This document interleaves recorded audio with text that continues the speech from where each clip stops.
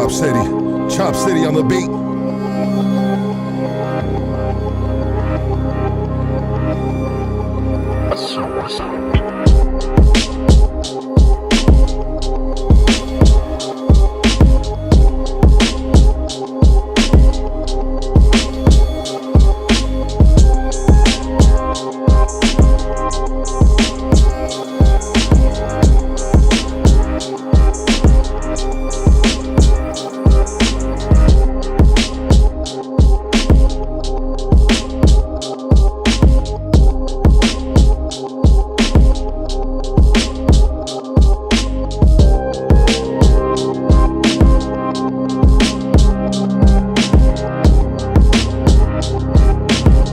Chop City on the beat. Chop City on the beat.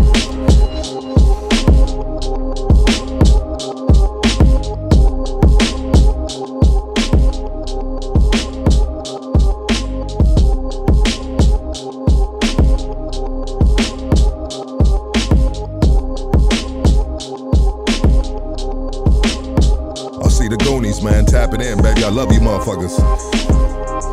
Yes, sir.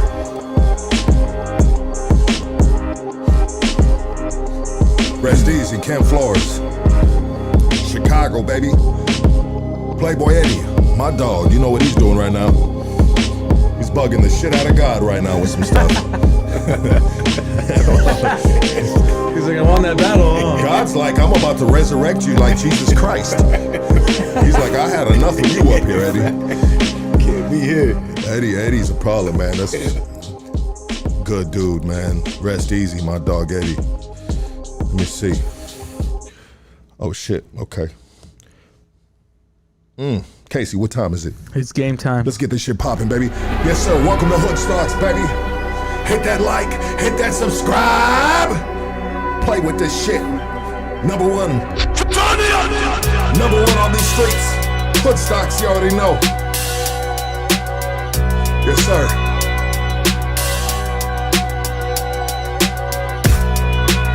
Chop City on the beat.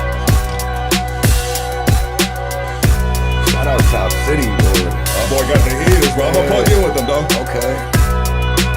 Yeah. Colorado on the Casa, I see you. Yes, sir. Feels good, baby. What is it, Tuesday evening? Tuesday evening, man. Shit, I feel good. Farmer Jew, I see you.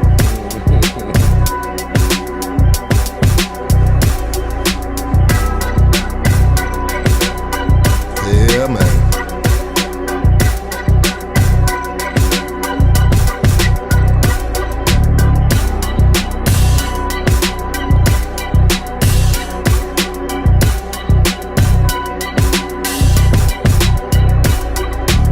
Yes, sir. Hit them likes. Hit them likes. 1,000 likes. An interview just blasts us off into the algorithm. 1,000 likes, a minimum of 1,000 likes, man.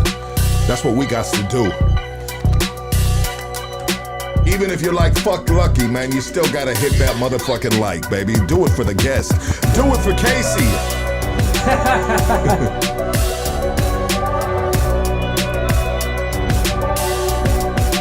Yeah, man.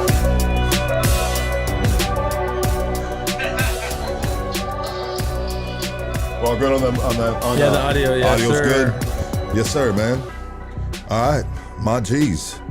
Welcome to October, man. October's a great month. It's a time when good girls can dress up one night out of the month like a prostitute. You know what I mean?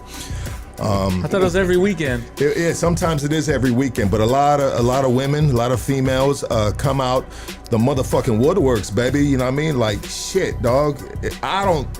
I ain't got a problem. I mean, any man does not have a problem with a little bit of lace, a little bit of, the cheeks hanging out, titties hanging out. I mean, how you feel about that, Casey? You like that? I mean, I used to like that. He's a married man now. Just in case his wifey is watching. You know, good answer, bro. Good answer. You know, one thing about women aren't dumb, and they know men will be men. You know what I mean?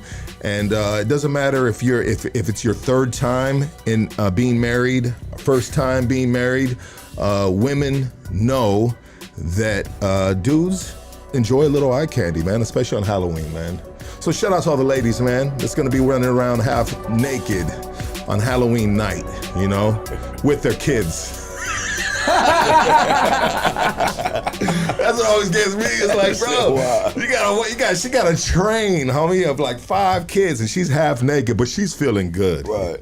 She's feeling good. That's all that matters, though. It's all that matters, man. It's all that matters. You know what, my G's, I want you to raise up off your futons, man. We got the homie right here. He from the East Coast, Boston, Massachusetts, to be exact. I want everybody to raise up off your futons and give it up for Hands Down. Appreciate you having me, man. You got that big dog cigar right there. I see you. Know that. It's that Boss Hog cigar, bro. Right. Every time someone passes the cigar to me, I do the same thing I automatically do when I hit anything. I try to inhale that bitch. Yeah, that's a problem. Yeah, you don't want to inhale this. Yeah. No. I still don't, and dudes really enjoy a cigar. Yeah, I'm not gonna lie. I used them to quit smoking cigarettes, and started smoking cigarettes at an early age. You know, and smoking my whole life. I needed some type of crutch to get off of that shit. You know what I mean? I ain't gonna lie. But the cigars helped me, bro. Yeah. Yeah, I mean, you don't inhale the cigar. The cigarettes, I'm an artist, so, being up on stage in front of 8,000, 10,000 people or something like that, and not being able to breathe. That's a problem. That's a problem. Serious problem. Yeah. I think these little vapes are just like hidden, bro. Oh, you got that cotton candy? That's the cotton candy death. It's yeah. They ain't got enough time. There's not enough miles on these bitches for them to give you a full analysis of what this fuck's gonna do to you in the long run, bro. Right. I'm not even gonna lie. To me, them shits are too good to be true. I kind of feel like them shits is fully vaccinated. Like these shits right here. Oh, you got one too? Yeah, they got all the booster shots in them and everything, bro. Okay. So it's mental over health. Yeah, bro. Mental over reality, I'd say. Yeah, I mean, they gonna get you one way or another. You know what I mean? You know, at the end of the day, if every time, you know what? I think what you said is a real thing, and if I'm hearing you correctly. When you hit it, you're like, this is full vaccination right here. You know, so when you hit it, you feel like you might be doing a positive thing. Is that what I'm thinking? I mean, it's too good to be true. Meaning, you know what I mean? It's like, who the fuck is out here freebasing a blow pop? That's what it feel like. Feel like you out here freebasing a blow. You smoking like a Jolly Rancher or some shit. But it's like, okay, so let me get this straight. So, let me quit cigarettes and use this. But this is cheaper, you know what I mean? Lasts longer, smells better, tastes better, feels better, you know what I mean? Leaves your mouth all wet with the candy flavor and everything else. There's gotta be a catch, bro. Nobody knows at the end of the day, but they really do. There has to be a catch. It's just like, I say it all the time, like, all these cheap cigarettes, them shit's vaccinated, bro. This whatever this is right here, this sour apple ice, that shit there's gotta be something with that they want you to have inadvertently, unknowingly, like, you know what I mean? Like, in the state of California, those are now they're banned, right? They're banned, yeah. They're not. You can't. I mean, you go to the hoods, bro, and get them all day long. You know what I mean? I'm not gonna name any spots or anything like that, because that's not what I'm here to do, sir. Right. This isn't what is it? Fire, tobacco, and what is it? What is the agency that takes care of the tobacco? ATF, yeah. Alcohol. What is it? Alcohol?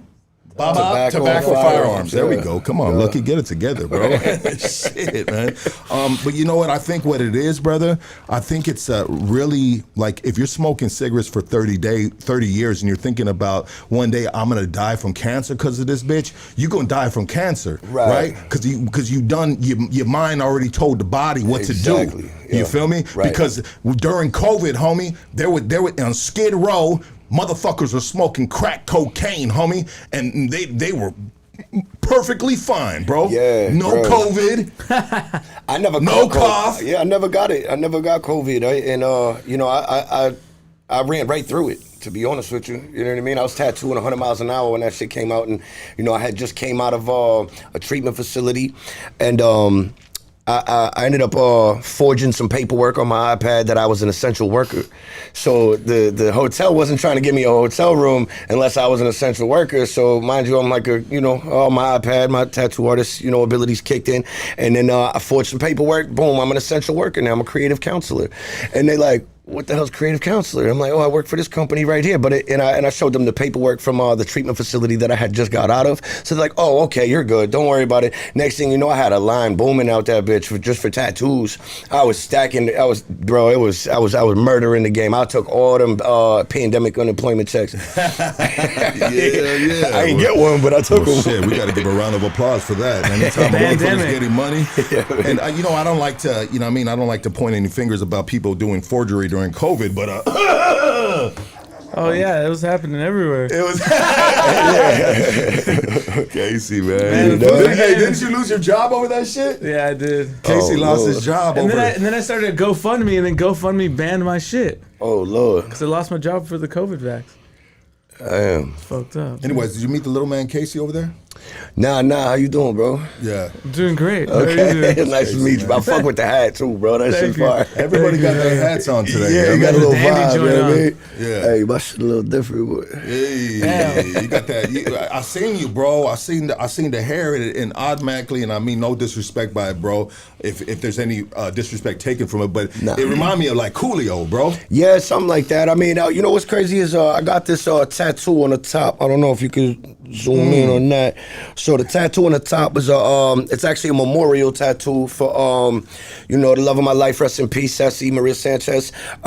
She got murdered in Boston, and it was more of a memorial tattoo for me to just like keep that balance right there. That's my eyes in the sky. She always watching over me. So I grew the hair for her. That's my lady's hair. So you feel me? So okay. I keep her hair done. I keep the braids in it looking nice. Okay.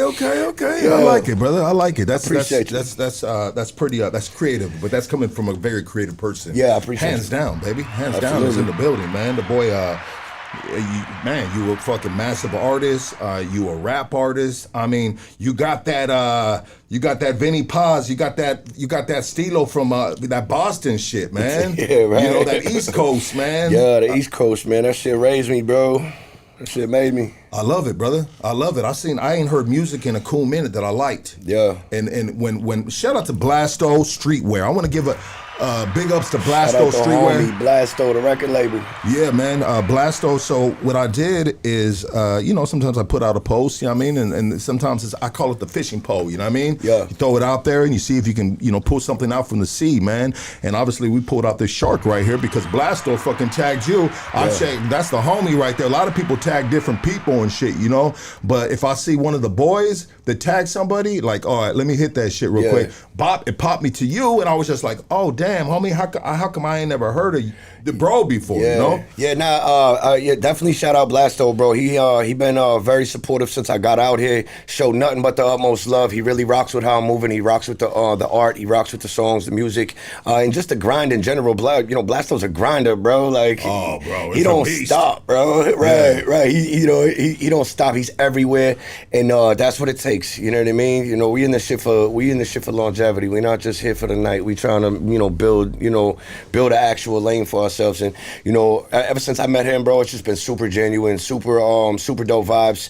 Lets me in his store, throws me a couple t-shirts, whatever it may be. I pull up, support the homie, and he'll give me a call whenever there's anything going on, any car show events, anything like that. It's good money. I'm gonna give Blasto something to clip right here, and I'll just tell you like this, man. If you are an aspiring entrepreneur, you need to tap in with Blasto Streetwear. Check him out on Instagram, and his work ethic is unmatched. Yeah, his work ethic is unmatched. If there's some dudes that I see from a distance a lot, like Blasto, I see him from a distance, right? Sometimes I pull up to an event once in a while, Blue Moon, I pull up, bam, he's always there, dog. He's always on the streets. The bro got a fucking fold-up table on his back, homie. Right. You know what I mean? Because it don't matter where he at, he set the fuck up, dog. He's gonna sell you something. He's gonna sell you something. And his michelada mix, bro. Yeah, facts. Next next level, bro. Right. The Blasto all right, you don't like the t-shirts, that's fine. Fuck with the michelada mix. That shit is fire as fuck, dog. Right, yeah. Bro. Right. I fuck with Blasto, man. Yeah, nah, he's good money. He actually, he called me one night. He's like, hey, hands down. I'm like, what's up? He's like, you busy? I'm like, just kind of playing the crib. What's going on? He's like, pull up. I got the radio. The radio guy, Big Boy over here. And at first, I didn't know who the hell that was. You know what I mean? I'm from the East Coast, so I'm like, all right, whatever. Yeah, I'll be there. So I pull up, and then I see who it was, and I'm like, oh shit, I seen this guy over the internet. I'm like, okay. So yeah, I made the connect with that. But yeah, Blasto's always going hard for everybody he rocks with, bro. And that's another thing. That's what it takes is, you can't do this shit out here by yourself. You got to have people in your corner who's gonna actually put you on to some new business. You know what I mean? That's what it is. Small circle, but strong circles. You right, know what I mean? right. They're just the right individuals. You know what I mean? Because I've learned too, bro. You don't. I know people could probably potentially come out here, and obviously you got to find out for yourself, especially if you grown man like you, bro. You got to find out for yourself, you know what I mean? And sometimes someone can sound like a hater. They're like, hey, dog, I don't really fuck with them, but you know what I mean? Sometimes I'll be like, hey, homie, I don't really fuck with them, but find out yourself, you know what I mean? Check them out, you know what I mean? Maybe what we got going on is not necessarily what's going to be going down with both of you. It could be potentially good business, you know what I mean? But anyways, I just realized that there's a lot of people that stretch themselves thin out here. They come to LA and they stretch themselves thin trying to fuck with too many people. Yeah. Just find the right individual, solid motherfuckers, you know what I mean? Be methodical about it, you know what I mean? Right. Calculation is key, bro. 100%, brother. Patience, calculation is key, discipline, consistency. Those things are all key elements of what I've been doing. And, just silence too. Like, I don't need that pat on the back. I don't need that instant gratification. You know what I mean? Delayed gratification is a big thing with me because I don't need that right now. I'm going to be all right. I know what I'm doing. I know where I'm going. I know what my journey is going to bring. So at the end of the day, just trust the process. Yeah, 100%. And so your backbone, your bread and butter is the art, is tattooing. It's tattooing, and I also work in recovery. So I'm also, kind of like a group facilitator. I speak publicly at detox facilities in California, and I just try to, speak some life back into, people who were once in the same condition that I was once in my damn self. So, there ain't no shame in my veins. It is what it is. I came a long way. You know what I mean? If anybody knows me that's watching, if you knew what I came from, you'd probably be happy I gained some. So, I don't lie to kick it. I'm very transparent with how I move. So when I go into these detox facilities, 9 times out of 10, I might have helped people get into them. You know what I mean? That's basically, that's a big part of my journey as well, is giving back, always being of service. You know what I mean? Baby. So need more of you and less of the other guys, right? Right. Well, I mean, everything's so copy, cut, and paste now. It's anybody can, jump up and talk gangster. Anybody could do that. The internet's flooded with that stupid shit. Like, you know what I mean? That's what you do. No disrespect. I had my time too, but at the end of the day, we are literally all we got. So, if you can make somebody smile today, why the fuck not, bro? What the fuck? What you got to lose by doing that? You know what I mean? Like, just be nice. I've been told, man. I've been told that the nicest dudes you meet are the dudes you got to worry about. Yeah, well, I mean, the dudes that come out to you and they, hey, my G, hey, good to meet you, brother. Yeah, welcome. You know what I mean? All that shit, man. Those are the dudes you got to watch out for. Not the dudes that are popping off or all this other dumb shit. You know what I mean? I mean, a lion don't got to walk in the room and say he's a lion. 100%. You just know, or you know what I mean? You might see the sheep run, but you know what you're dealing with when you carry a strong presence and you got a heart of gold.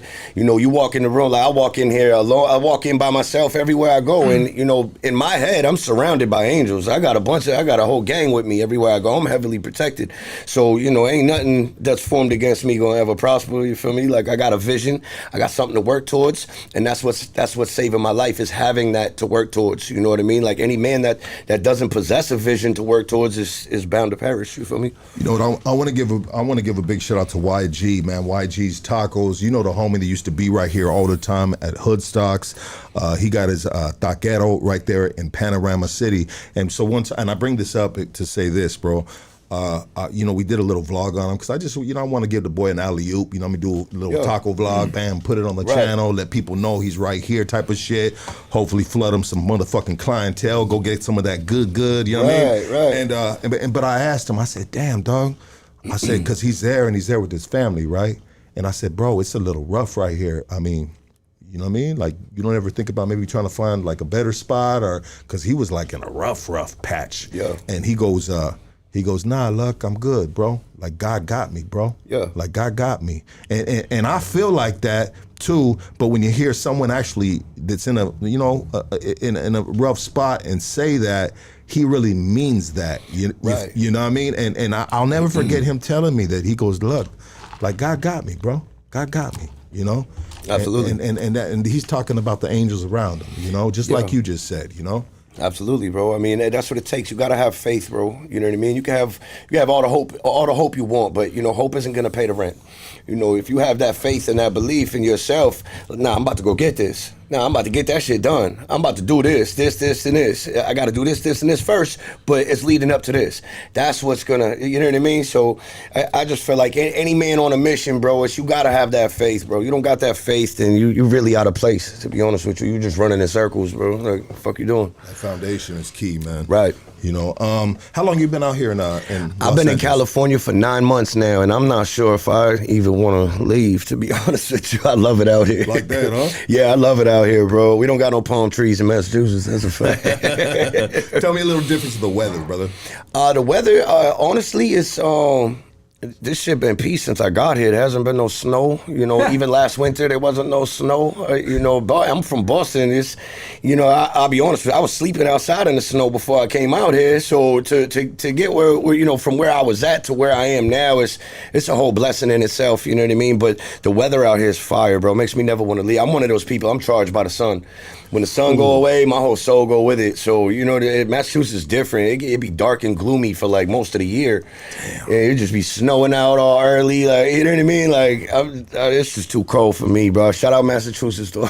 Yeah, and that's the reason why I asked that, because I mean, any of us out here, we are aware of that East Coast weather. Yeah. And sometimes we're envious of it. You know what I mean? Because sometimes we want to put on a fucking jacket, bro. Yeah. You know what I mean? We want to look fly. Like, I got about 5 jackets in my closet, maybe more, and they don't ever get worn, you know? Yeah, I mean, even when I first got out here, it was still snowing in Massachusetts, and it was like, you know, supposedly it was cold to everybody that was here, but I got out here, I'm off the plane, I'm like, boom, wife beater. I'm like, boom, in the shorts. They're like, you're not cold? I'm like, nah. I'm like, it's nice out right now. They like...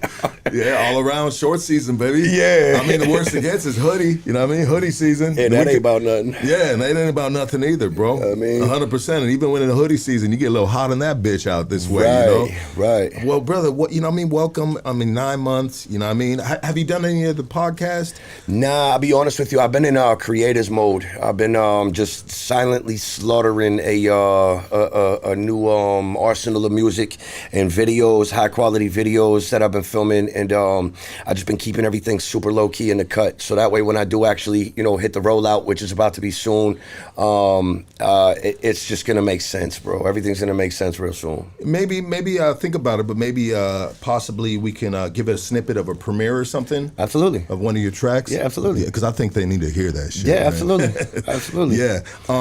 How about this? So we here at Hoodstocks, brother, and this is basically like, you know, we share individuals like yourself, they journey, you know what I mean? And obviously for you to be at this point where you're at now here in California, I mean, you're doing the detox stuff. I mean, you're leading the pack of positivity. You're paying it forward. You're giving back, obviously, from, you know, you once upon a time probably fought addiction to be at that point, right? Most definitely. Can we share who Hands Down is, where you come from, you know what I mean, family, all that stuff? Yeah, absolutely. You know, Hands Down was born in Brockton, Massachusetts. And if anybody knows anything about that, you know, Brockton is Brockton. Shout out to 508. You know, family moved over to Weymouth in Massachusetts for a little bit. It's in the South Shore, about 15, 20 minutes from Boston.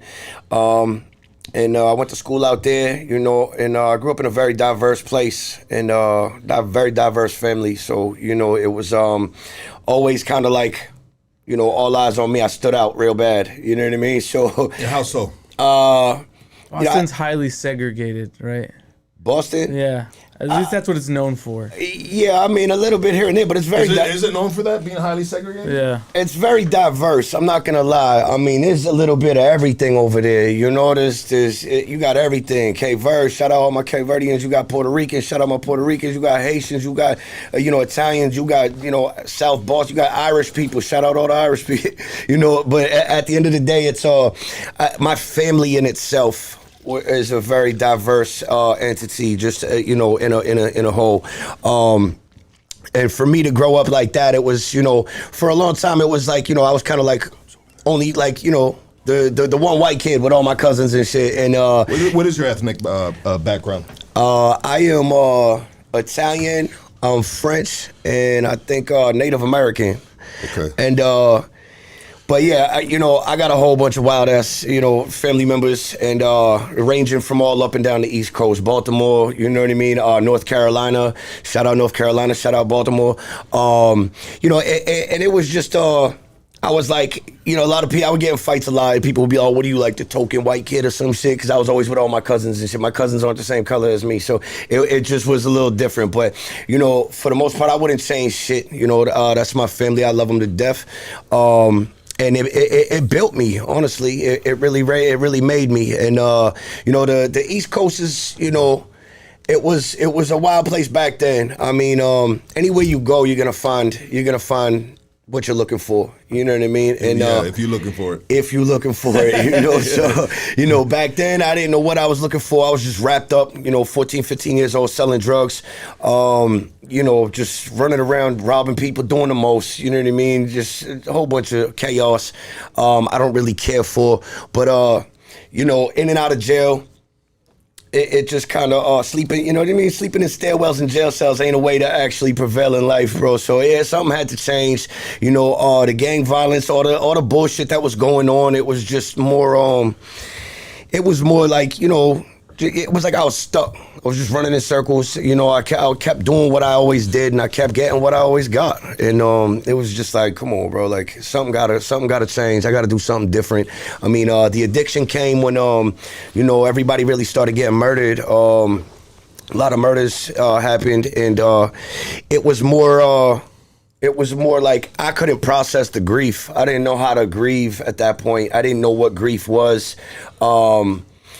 And it just tore me the fuck apart, bro. I ain't gonna lie. I went from drug dealer to drug addict real quick, and then what kind of drugs were you pushing?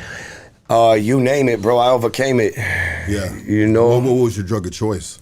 I didn't choose drugs. They chose me. 100%. And what drug chose you? Because I can tell you what drug chose me. It was usually the methamphetamine. Yeah, well, that too. I mean, the meth, the coke, the crack, the dope, the molly, the E, the weed, the CDs, the fucking, they got it all for cheap. So at the end of the day, if it was there and it would take me out of my body, that's what I was doing. Sometimes you're trying to lose yourself, huh? Yeah, too much. And how was your family dynamics? I don't mean to cut you off, but family dynamics. Did you have moms and pops in the household? Yeah, I got my mother. Tell me a little about them. Was they blue collar? What did they do, bro? So I got my mother and my father still to this day, and I ain't even gonna lie, they like my best friends. We didn't have all the money in the world growing up, but we had each other, and that's really what counts. And father was roofer, boxer.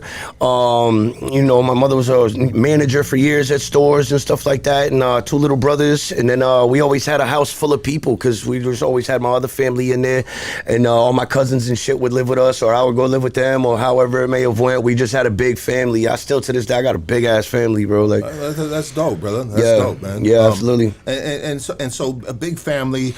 Tell me a little bit about the terrain out there in Boston, Massachusetts. I mean, is there certain sections, where there's Puerto Ricans? I mean, this is where the brothers be at. This is where the white homies be at. Like, I mean, is it sectioned off like that, or is there certain sections where there's just a plethora of everybody, bro? I mean, yeah, you got your towns where it's be like, if you black, you probably, you stand out a lot. You know what I mean? Like, even me just being this heavily tattooed, I walk down the street and say Situate, they stopping me. That's a fact. Is there a lot of dudes tatted down like you? I always thought it was a California thing, bro. I mean, here and there you will find some people. I mean, I don't know. I done been in tattoo shops for the last 16 years anyway, in and out of Massachusetts regardless, so I'm always around. I'm accustomed to it, you know what I mean? Yeah. Other people see me and they don't know what the fuck to think. They're like, fucking shoot it. Like, what is that? Like, yeah, who is he? Yeah, you know what I mean. What side is he representing? Right. Yeah. So, but you know, I do stand out a lot over there. I'm not even gonna lie, but you know, it was what it was. I mean, it kind of. I just wear my story, bro. Every tattoo that I have has a specific meaning to me, brings me right back to a specific time, a specific place, you know what I mean? Even down to the little tiny tattoos on my eyelids to the one that's, you know, holding my head up right here on my throat. What do the eyelids say, brother? The eyelids say game over. Game over, yeah, okay. And I actually got that on the TV show Ink Master. Like, you were on Ink Masters? Yeah, I got tattooed on the show. Okay. Yeah, hell yeah. Fuck Dave Navarro. Were you fucking with him? Nah, I don't fuck with that dude. Okay, I was on there with the chick. What's her name? Tattoo Baby. Yeah. Yeah, that's when I was on there. She a little baddie, huh? Yeah. Was she cool? Yeah, she was cool. Yeah, hell yeah, she was real cool. Why fuck Dave Navarro? Cause he's just, I don't know, bro. Hollywood, he rubbed me bro? the wrong way, bro. Like, he's one of the ones that got away from me when it was like I should have put hands on him right then and there on camera and everything. Like, I just had a needle pulled out my eyelids, bro. You know what I mean? Mind you, I'm high as hell. I walked onto the TV set, was like, and then walked in there and they like, okay. I'm like, have you ever tattooed eyelids before? He's like, no. I'm like, fuck it, go ahead. So Dave Navarro tattooed your eyebrow? Nah. Okay. The artist that ended up winning the whole series, Joey Hamilton, he tattooed my eyelids. He lost the Flash Challenge, but he tattooed my eyelids. And where was that filmed out of? Newark, New Jersey. Okay. Yeah. And so is Newark, New Jersey kind of like the same thing as Boston?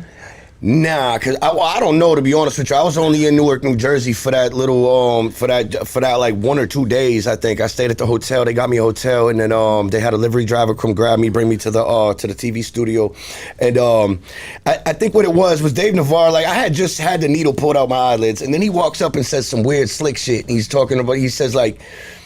I can't remember what he's like, I find it funny you tattoo a one-time joke on your eyelids. And I'm like, I'm a fucking joke, bro? What the fuck are we talking to, bro? That shit's really there, bro. Like, your tattoos wash off when you go home. One-time joke. Yeah, and you know, without knowing the backdrop of why you actually got the tattoo, he didn't ask me why I got it. He just called it a joke. Like, I won't smack the dog shit out of you. Like, so it was more like, come on, bro, what the fuck is that? Like, you know, I got the tattoo to represent, like, you can't, like, rest in peace, my Uncle Hawk, Thomas Hawkins. You know, he shot in Boston, and you know, he blinked, bro. He blinked. That's it. He blinked. Once you blink once, it's game over. You can't sleep outside in these streets, bro. You got if you out here living a certain type of life, you got to keep your fucking eyes open, because at the end of the day, you know, once they sleep you and you go good night, bro, then whose fault is that? You shouldn't have you should have been awake, bro. You know what I mean? Give me a timestamp on that, sir. There's a gem right there, brother. That's 100% facts right there. Right. Dave Navarro comes across to me as a cocky, sensitive dude, bro. Yeah, he looks like a Dracula or some shit with his leather pants on and shit. Shit was wild. I'm sitting here like, who are you talking to, bro? You got leather pants on right now, bro. Yeah, that shit just rubbed me the wrong way. I'm gonna lie, bro. Like, I mean, any dude with leather pants on has no right to talk to a dude like you or myself like that, bro. You know what I mean? I ain't got nothing against leather pants, but I'm just saying, bro. Nah, I just didn't understand it. And back then, we was in a different day. We wasn't in the cancellation era back then. You could get slapped, bro. Yeah, you know man, I wish you'd have slapped the dog shit out that dude. But I know you were trying to have class and be good about shit. You know what I mean? I mean, honestly, I wish I did, to be real with you. Like, I ain't even gonna lie. I wish I did that shit, bro, because it was just like, damn, I should have just did that shit. Went and did a little time, came back out like, oh, that's the dude that smacked. He would 100% fucking press charges, bro. Oh, absolutely. Yeah, absolutely. There's no doubt about it. That'd have been for 100% jail time. Oh, he would have showed up like he did it. You know what? I want to pivot a little before we get too far out from your story, from your family and stuff, brother. I'd like to ask you, and I ask a lot of the fellas the same question: childhood, growing up, moms, pops. Was moms took care of most of the meals in the household? Yeah, absolutely. Well, you know what I mean. What was something that you know what I mean that you can always remember that she cooked that you loved? Oh shit, I don't know. I mean, I would say lasagna. She'd make like a 30, 40-pound lasagna, and the whole squad would come in the house and just start grabbing spoonfuls of that shit. Yeah. All my cousins are lined up, and then my aunt too, because I kind of, it's like my shit's different. Like I kind of got like 2 moms, and you know what I mean. And then, like it was just like that diverse family, so it was like we was just back and forth, like you know what I mean. So it was like my uncle and my aunt was always there, and then my mother and my father was always there. So if 2 of them wasn't there, the other 2 was. You know what I mean. So there was always those 2 to run back and bounce back and forth. But you know, if they wasn't cooking in my house, I'm going to Auntie Kim's house. And what did Auntie Kim do? What was her thing? With lasagna too? Oh, she would cook everything. She was cooking everything, soul food. Okay. And let's be clear about this real quick, my G's, my Goonies. Lasagna, man, that right there, that takes time to make.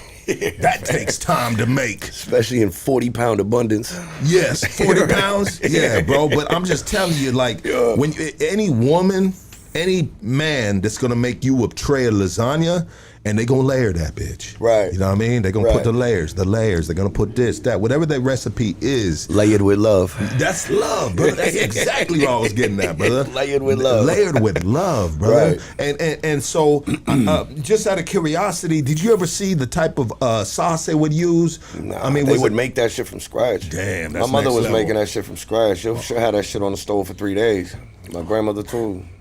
Hey, I was you guys maybe remind me. I'm gonna show you this video on the screen. So this lady's going viral because she's selling $100 big brick of spaghetti. Look at this. Would you pay $100 for this spaghetti? I mean, it depends, bro. If people are look at that. Oh, that's spaghetti. Yeah, it's spaghetti. Oh, that's spaghetti. Yeah, spaghetti. And that's $100. $100 for that box right there. Hey, bro, it's like this. She's selling that for $100 because people are paying $100 for it. Yeah. You know what I mean? Yeah. So there's a reason why motherfuckers are paying $100 for that, dog. Right.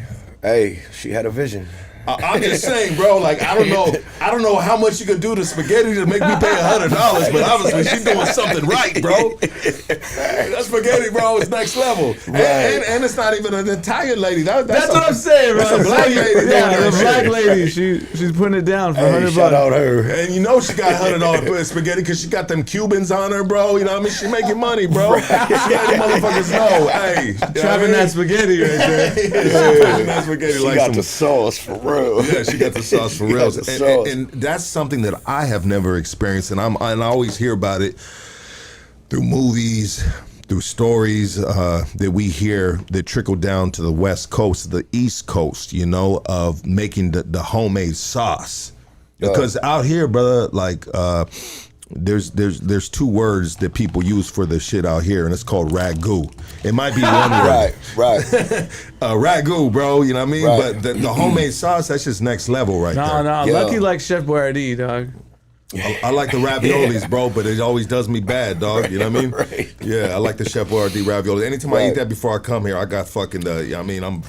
Right. Anyways, brother, let's get back on track right here. Family dynamic. Yeah, we talked about family dynamics, but I was thinking about the streets out there, bro. Yeah. I mean, because out here, and we were talking about this the other day on a podcast. Sometimes it seems like people are like Los Angeles and Chicago be like in competition in regards to like, oh, this is murder capital. No, this is murder capital, or this, that. And it's really not something to brag about as I am in my age that I'm in now. You know what I mean? I want everybody to live their great life and all that good stuff. But I'd say out here, the reason why it's not so far blown out, you know what I mean, in the 90s, is because there's necessary evils out here that keep control of the shit getting too fucking wild, if you feel what I'm saying. Yeah. And sometimes I feel like in Chicago, maybe the politics, and I don't want to get into any politics, but I just want to roughly skim over it and say maybe the politics are not as strong as they are out here, and we're talking about necessary evil. I'm talking about a necessary evil. But anyways, Boston, Massachusetts, you know what I mean? How it's kind of like the streets. Was it like a wild, wild west, like everybody just running wild, doing their own thing? I mean, yeah, for the most part there was. I mean, there is a lot, you know, this gang culture over there, you know what I mean? A lot of Latin Kings, shout out Latin Kings. You know, a lot of Bloods, shout out all the homies, a lot of GDs, you know, shout out everybody out. But, you know, at the end of the day, it's more, you know, where you at, really, you know what I mean? There's a lot of, there's different places, you know what I mean? You go into Boston, you know, it's on, you know, there's hoods in Boston. You know what I mean? So like one block over here might be beefing with this block over here, or you walk out on Blue Hill Ave and this hood right here is beefing with this hood right here. It's something you don't necessarily want to get caught up in. And again, you're gonna get what you go looking for. So you know what I mean? You're gonna find it. Yeah. I tried to stay out the way for most of it. I mean, when I was younger, as I got older, I tried to stay out the way. Once the addiction hit and everything else, it just, I disappeared. I just kind of went through my own shit, and I didn't want to bring that energy around, you know what I mean, too many people, and I just kind of went through it the worst way, and, I ran through that shit head first, and, for the most part, it's the street dynamic over there is, it could get dangerous, bro. It could get real sticky no matter where you go. There's a hood everywhere. 100%. You know what I mean? There's really a hood everywhere. And I mean, I was a product of that shit for a long time until I realized I could be a product of my choices. And then that's when I kind of flipped the script on everything. And I was just like, you know what? I don't have to be out here doing this shit, bro. You know what I mean? Like, there's people out here that I'm standing right next. They wish they could do the shit that I'm capable of doing just naturally. Why am I wasting it? Why the fuck I'm just sitting out here doing what they doing? They can't. You know what I mean? Like, I can't do what they do no more. I'm not. You know what I mean? So at the end of the day, I'm like, well, they can't do what I do, but they would kill to be able to do what I could do. So that's kind of what made me take myself seriously, so that the world would respond and take me seriously as well. You know what I mean? But yeah, man, it's a hood everywhere, bro. 100%, and I'm not trying to get deep into that conversation. Yeah. But I'm kind of interested because we don't have too many dudes from the East Coast, and I'm sure the audience too is interested as well. But moving forward, I mean, did you graduate high school? Nah, I was kicked out of every school I ever went to. I was fucking stupid, smacking teachers, punching the principals, doing stupid shit, beating people up on a daily basis, selling drugs in the school. I was one of them kids. I couldn't sit still. You know what I mean?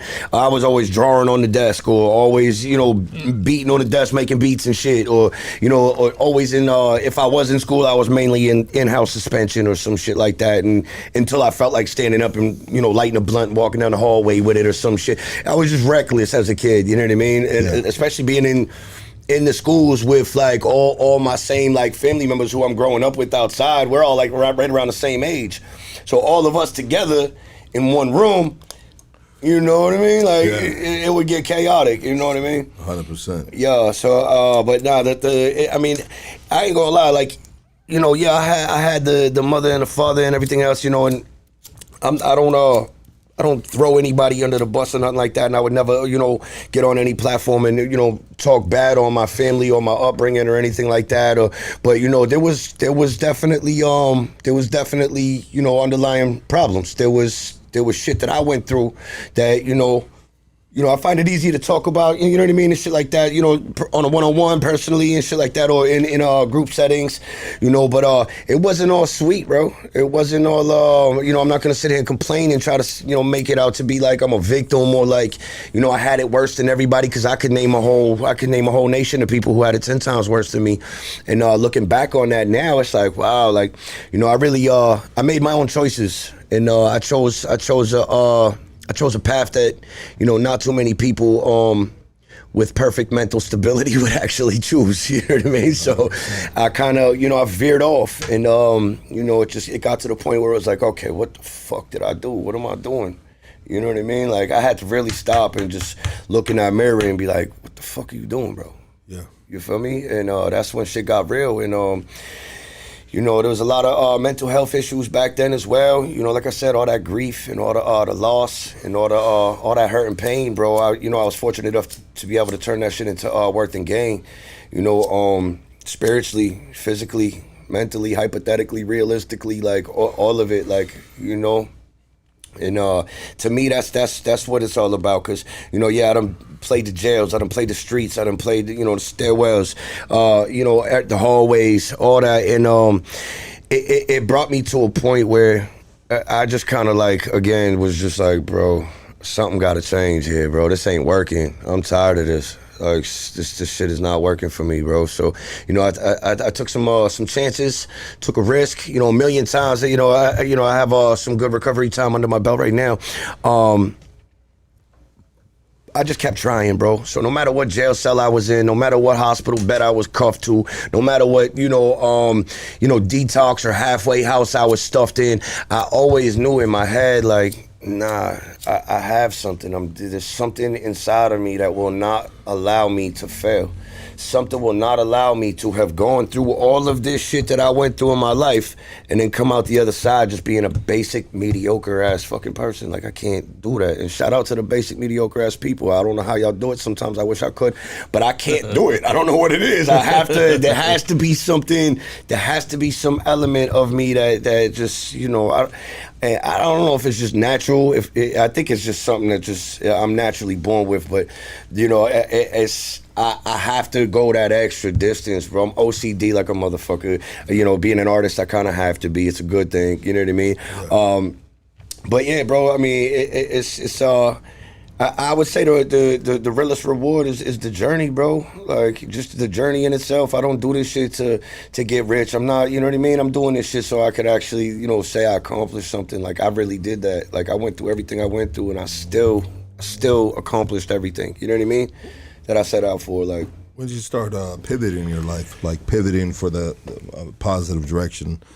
I would say right around 30 years old, turning 30. I had just got raided in Brockton on the north side, and I'm in a jail cell, and mind you, I got whole suitcase full of drugs. I'm in the jail cell. I'm fucked up. I'm fucking my girl had just got murdered. And I'm like, this is it. I'm either gonna die in jail, or you know what I mean, or something has to change. So I promised myself right then and there that I would never sell drugs again. Promised myself I was done with it. I couldn't stop doing it. So what the fuck business did I have being on both sides of it? So I had to really, keep it a buck with myself, bro, and just not allow myself to go back into that stupid shit and really stop lying to myself, because that's what I was doing, thinking like, oh, okay, yeah, I can still pick up this pack and then, I'm gonna go see this person. Man, that shit ain't gonna fucking work, stupid. You know what I mean? I was like, that shit is not gonna work. Yeah. I tried to fail. And then that last time I came home, I stuck to my word. I stuck to the promise that I made to myself. And, I remember sitting in the jail cell and I'm like, nah, I'm going to leave here. I'm going to get my tattoo license. And then, I'm going to go get my driver's license. And then I'm going to get a car and this and that and this and that. And I spoke the shit into existence. And, I'm super big on manifestation. Everything I say becomes reality. Everything I think, everything I see becomes everything, you know what I mean, that it was supposed to be. So I'm super big on that shit. And just, spiritual enlightenment in general. And yeah, that's right then, right when I turned 30 in that jail cell, bro. That was another birthday in jail, another birthday away from the fam, another birthday away from myself, away from my life, detoxing cold turkey in a fucking jail cell, sweating that shit out. But, it was what it was. I mean, I just know, I made a choice to never go back to that. And shout out my dog Exit Fame with the Never Go Back movement, dog. He really put a lot of insight into what I was doing. He's from around my way too, and he's popping right now, like super heavy in the Massachusetts music scene. And just watching him go, bro, watching the discipline, watching the consistency, it reminded me who the fuck I was again. And I'm like, wait, you know what, bro? If dog can do this shit, hold the fuck on, bro. I'm a giant out here. Like, let me get this shit done. So that's exactly what the fuck I did. I'm like, you know what, bro? Let me stop. Let me take some advice. Let me remain teachable, and let me learn some things about myself and about, life in itself. And I opened my mind, and I just I had the willingness to actually change, bro. And that's what it was. And I failed a lot. I kept trying, failed again, kept trying, fell down again, stood the fuck back up, and I just kept it moving at all costs, bro. And here I am again. One more time. I got the shit in motion. Now it's time to keep it. You know what I mean? Like, dropping the ball now isn't it's not an option. You know what? I think 30 years old, man, I remember when I was 30 years old, and out the penitentiary, whatever. But it's a real pivotal moment in one man's journey, you know. And it was a very pivotal moment in my time. And so I just say 30 years old, man, is a great time to change your life. If you're 30 years old right now, it's a great time to pivot, for the future, you know, and that's Right. changed sometimes. But I respect individuals that made that pivot at 30 years old. I felt like I wanted to make the pivot, but it was hard for me to make the pivot. I Right. wasn't able to make the pivot till like 38 years old. You know what I mean? I had to go back to the penitentiary, had to go through some Yeah. things. But at 30 years old, I was really feeling it though. You feel me? Yeah. You know, but I respect it. I respect a man, and especially a man that's moving forward and now say you doing what you're doing and you're putting out music, because that tells me the music the man's putting out got some years underneath it, got some experience underneath it. Right. You feel me? And so me as kind of like an older cat, maybe a little, you know, I hear music different. You know what I mean? First off, I like to know who I'm hearing the music from. You know what I mean? Right. You know, and so like from you, bro, like I hear your music. I was going through your shit. I was hearing it. And I was just like, okay, now I'm hearing your journey, your pivot at 30, bop, bop, bop. You know what I mean?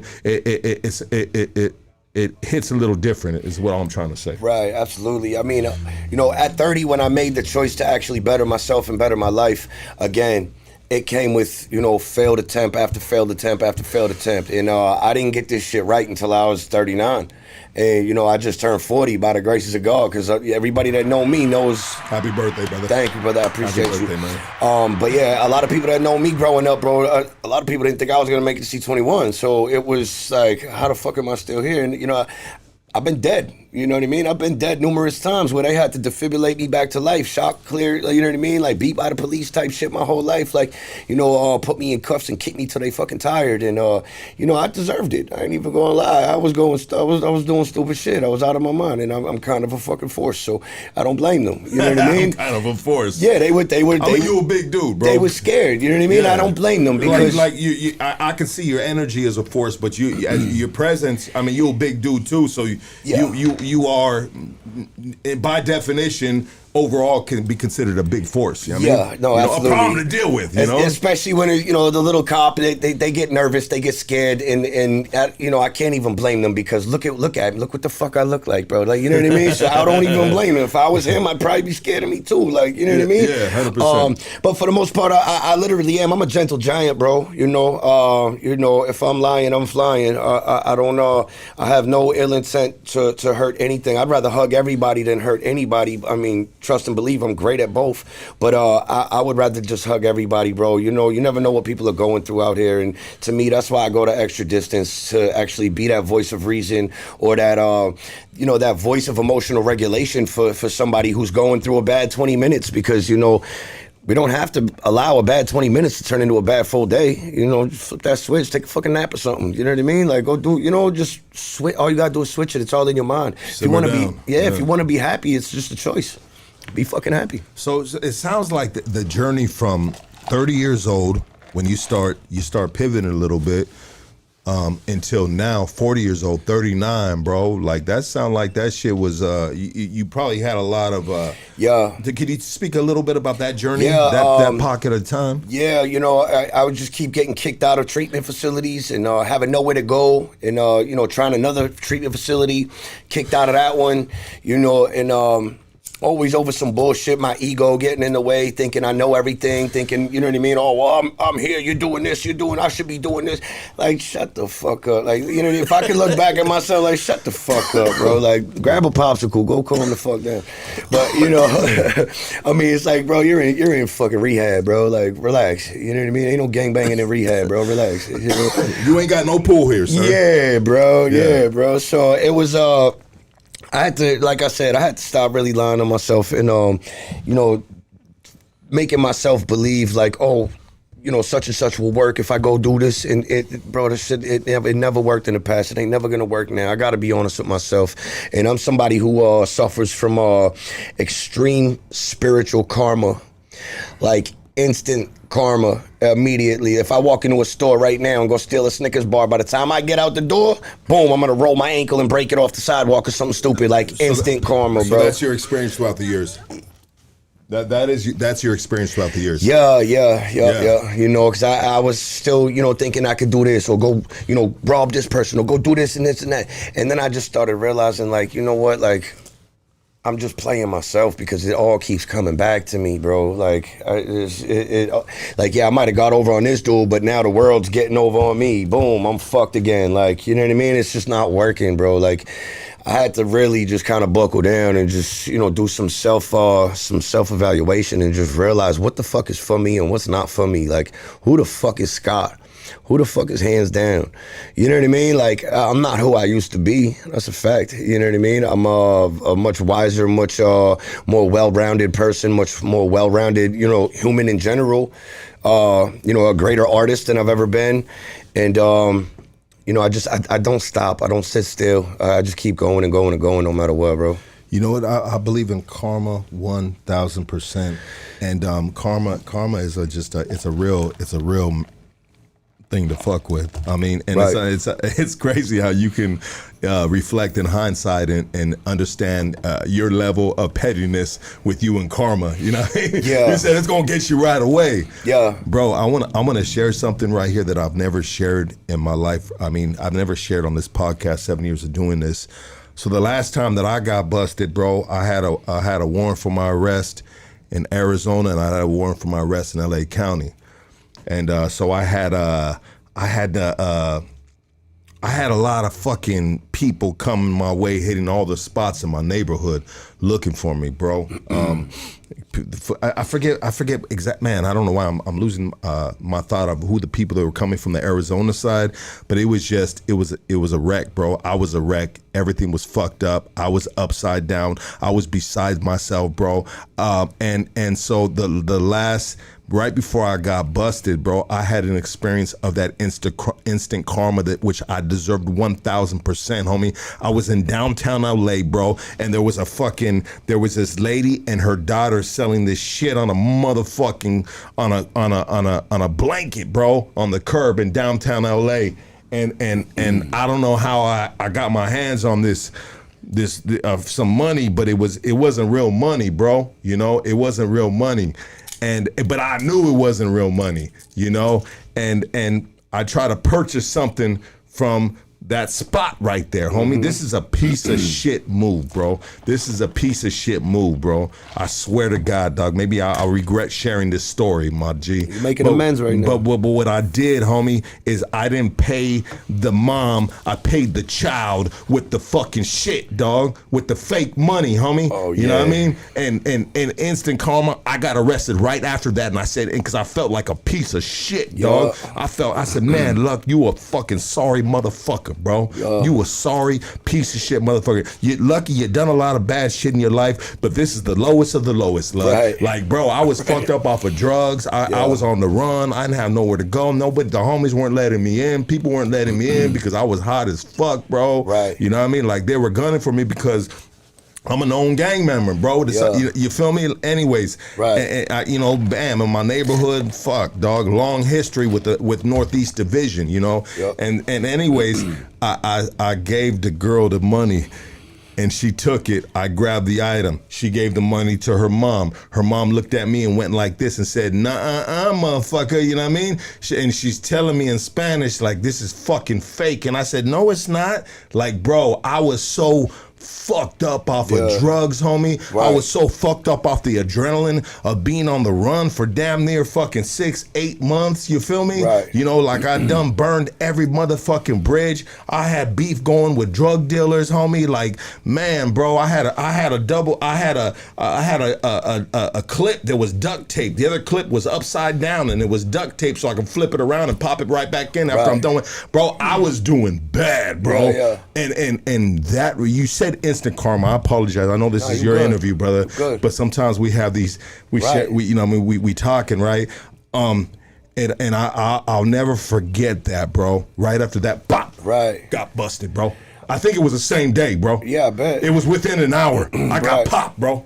See, the thing is, though, is you know enough in your head right now, you know that you did wrong, right? And it still haunts you to this day, clearly. So, you literally just spoke amends into the universe. Like the universe literally is forgiving you for that right the fuck now. Bro, you know what I mean? Like, I was like, bro, like, piece of shit, motherfucker, Right. you lucky? Right. Bro, is that grimy or what? Right. Like, I could have given the money to the mom. Right. I said, oh, I'm going to give it to her daughter that's taking the money. You know what I mean? Yeah. You piece of shit, motherfucker. Lucky. Yeah, that's some grimy shit, It's gang. grimy, bro. This is LA, Gonna bro. lie, bro. I ain't But gonna I know lie. it's grimy out there in Boston, too, Yeah. man. Oh yeah, nah, it absolutely is. I mean, I know you probably done that a couple times yourself, right? I'm not gonna lie, bro. I'm a little, I'm a little different, bro. Even in my darkest hours, which was some very fucked up times for me. I never bent or broke my morals, bro. I never stole from my friends. I mean, I might have duct taped a Dominican or something, but I never they be having all the dope out there. So you know what I mean? You deserve to get duct taped. Yeah. Somebody getting fucking saran wrapped today. I knew the gang. D standing for something. I know it's Dominican and duct tape. You know what I mean? Yeah. So shout out my Dominicans. No respect, brother. No disrespect. Yeah, nah. Yeah. But nah, I never really did I never robbed my family. I never stole, my mother's pie. I never did like that. I never brought it to that extreme, to the point where it was like I know this right here is gonna fucking fry everything for me. Like, nah, I never did that. Like, I never, there might have been a time or two where I might have went out and sold one of my chains or something. But like, I'll tell you what, all my tattoo gear, none of that shit ever went. I always made sure that I stood on business with the tattoo gear. Or even like my grandfather, he gave me 2 rings, before he passed or whatever. And though that was never a question in my head. There was never ever a thought in my head once, no matter how bad I was, no matter how fucked up shit was, it was never like, oh, I could trade these rings. Nah, gang, that's my grandfather's shit. I would never do no shit like that. I would never, trade something that has sentimental value. I would never go and steal from my mother. I would never go, you know what I mean? So it was, I never really bent or broke my morals, and even in my darkest hours, and I went through some shit, bro. I was head first out there, bro, and fucked up in every sense of the word. And I stole from my pops, bro. Yeah. I jacked him for his guns, bro. Yeah, because yeah. I got in the hood and that fool kicked me out. So I was like, all right, fool, you know what I mean? Yeah. You gonna kick me out and you know what I mean? Bop. Well, I'm gonna need these straps right here. Yeah, homie. yeah. And next thing you know it, I was walking down the street with a shotgun, stiff leg down the pant leg, you know what I mean? Right there on 50. I mean, that's the only time I really ever stole from my family. Yeah, bro. Pops would have clapped me. Pops would have clapped me. Pops would have clapped me too, but he just didn't have no straps. He had no more guns. He was worried about me clapping him. Because I was already mad about getting kicked out, bro. You gonna marry this little paisita right here from Compton? And you wanna kick your boy out, bro? Because there was some shit behind it, bro. He married this little ass paisita out of Compton, bro. And next thing you know, he moved her whole entire family in the house, and then he gave her brother my room, bro. Yeah. You know what I mean? So, I hold this shit to me to this day. Matter of fact, I threw it in his face a couple weeks ago. Oh, shit. I said, remember, motherfucker? You're the biggest simp I know. You know what I mean? Right, I still got beef with Pops. He's 80 years old, man. Shit. I'm a bad son. But he was Lifelong war right there. Well, you know what, brother? It's like this. I was talking to my sister, and sometimes I talk to her like I might be talking to like a confession in the Catholic Church. You know what I mean? Sometimes I talk to her and I said, hey, sis, I told her recently, I don't feel good about this, but it's not my it's not my job sometimes to help you forget. Right. A family member. Right. It could be a mom, it can be your pops. Like, because sometimes they can move forward in life and be like, oh yeah, I was the greatest father ever. I was the greatest mom ever. You know what I mean? And in their old age, sometimes we want to have compassion and be like, I just won't say shit, you know what I mean? But sometimes you got to hold them accountable, bro. So I've held my pops accountable throughout the times of me being out, because since I got my shit together, I realized what it is to be a father. You know what I mean? Right. I realized what it is to love your kids and take care of them. You know what I mean? Provide for them, brother. Right. You feel me? And not selling the ranch over some pussy. You know what I mean? Right. Like this motherfucker did. I'm putting him on blast, but it is what it is. Right. And so in hindsight, sometimes I'm like, man, bro, you over here sitting here like a little angel. Right. You know? You over here motherfucking change the channel. This ain't warm enough. Like, motherfucker, you know what I mean? Right, what the fuck you get? Right, you ever smoke meth? No, it's like, bro, what do you think you deserve all of this motherfucking, treated like a king shit? Right, you know what I mean? right. I get it. I mean, it does come with a reward. You know what I mean? Because I mean, when you look at life, it's you're raised up by people and they take care of you when you were a little kid. They teach you life, and then they get old, and then you have to take care of them, and then it's a circle of life. You know what I mean? I mean, my pops is the man, bro. I mean, back then it was people would hear my pops' tires screeching around the block. The whole block would clear the fuck off. They're like, oh shit, Rick coming. They're like, nah, I'm out of here. My father was a boxer and shit, so he was always trying to teach everybody how to box. He'd be sitting there trying to play with you and be like, boom, boom, like. Like that hurt. That shit hurt. Like, yo, bro got a black eye now, gang. Like, what are you doing? Like, you about to get me jumped out here, bro. Like, that's that old school shit. Yeah, bro. Old school. Hands like cinder blocks, bro. Like, that roofing with the asphalt shingles and shit. Yeah, them hands. That hand hits you, it's a wrap. You know what I mean? And he didn't. We lived two different type of lives, but again, that's my other half right there. That's that's my best friend. And I'm lucky. I gained a lot of wisdom from him. And he looks at me. He's like, how the fuck are you still alive, bro? Like, he knows I've been through it, so he's just like, bro, you done ran it up, bro. Like, you're like, I'm your son. That's yeah, I'm you 2.0. You know what I mean? Like, and it was what it was. I mean, at this point, it's I'm grateful for all of it, bro. If I always say if there was a little magic button that I could push to reset my life and take away all the pain and all that, I wouldn't push that button. You know what I mean? I would not push that button. What you get, and you don't get upset. And at one point I used to be upset. I used to, have the victim mentality, like, oh, this and that, or like, my girl got murdered and this and that. And I used to use that as like a little stepping stone to, make people feel bad for me or some shit, so I could manipulate my way into something else or something like that. You know what I mean? And manipulation was a big thing, and it was just a fucked up situation, bro. I mean, for the most part, the evolution of who I am and the evolution of an artist is it's not a perfect fucking slate. You know what I mean? It's not a perfect journey. That's what makes an artist, right there. Absolutely. Everybody, give it up for Hands Down. Let's take a break. We're gonna pay some bills real quick. Absolutely. And we'll be right back with Hands Down.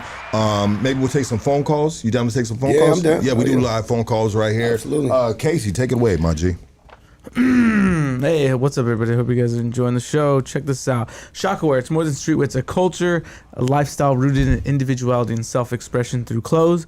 Shop now at shockaware.com and use code HOODSTOCKS15 for a discount. That's HOODSTOCKS15 for a discount on shockaware.com. It's that simple. Go on, get over there now.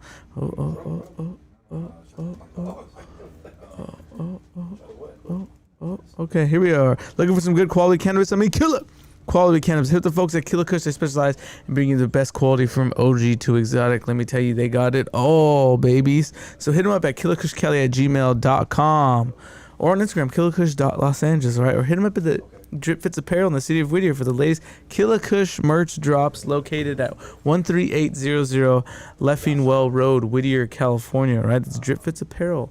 13800 Leffingwell Road, Whittier, California. And Killakush, man. Killakush. Let's go. All right, check this out. Royal Honey Packs. Here we are. See this right here? You see this? Boom.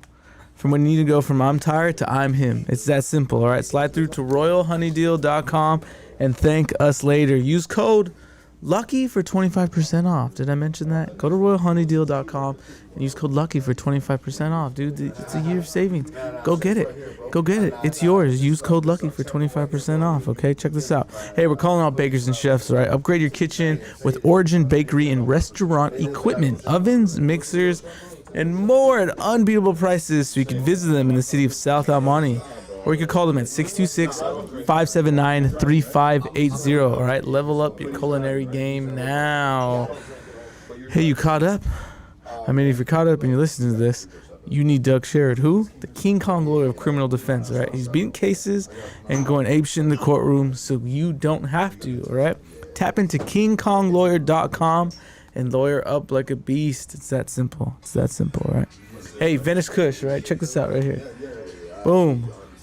Venice Kush. Your go-to cannabis shop in the Venice Beach Boardwalk, right? Find them at 1827 Oceanfront Walk, right next to the Marathon Burger, right? Hit them up at 424-238-5476. But did I mention, if you purchased something from the store and mentioned Hoodstocks, hey, You may get a free gram, you may get a free deal, you may get a little something. You know, you have to go see what freebie you're gonna get when you mention Hood Stocks at Venice Kush, right? And did I tell you it's at the Venice Beach Boardwalk, 1827 Ocean Front Walk, right next to Marathon Burger. Go get that.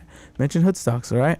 Hey, check this out. This man helped Lucky buy a house, and if you want to purchase a home, refinance, call Andrew at Prime Equity Mortgage. That's Andrew at Prime Equity Mortgage.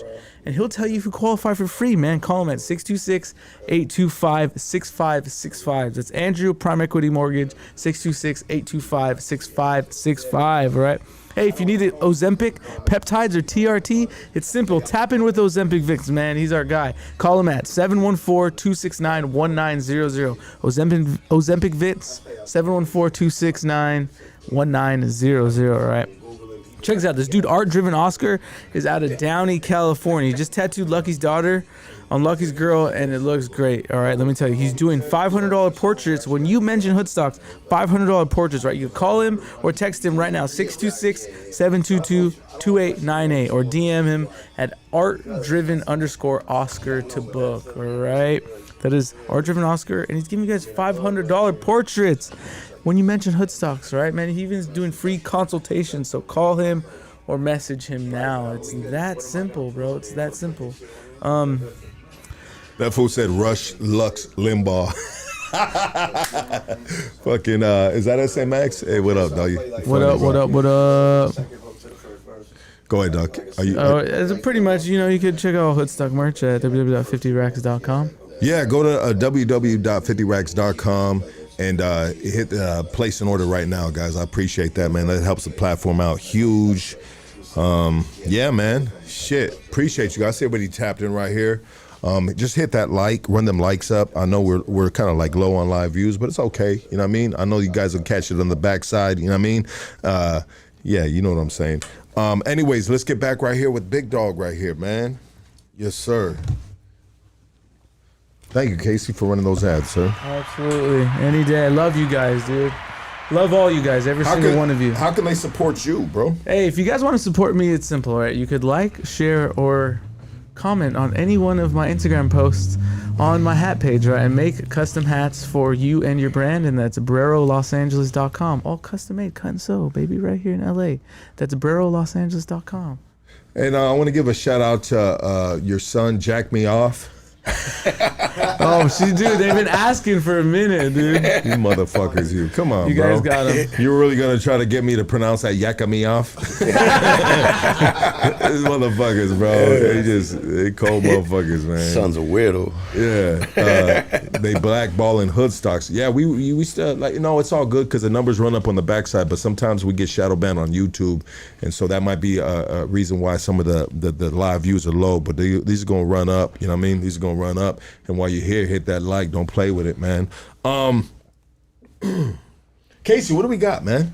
What do we got? We got some. I wanted to talk a little bit about some current events with you, if you don't mind. Yeah. Before we continue with, you know what I mean, what you got going on, your story, all that good stuff, brother. But I think we kind of hit a little bit of the meat and potatoes of it, right? Absolutely. Yeah, absolutely.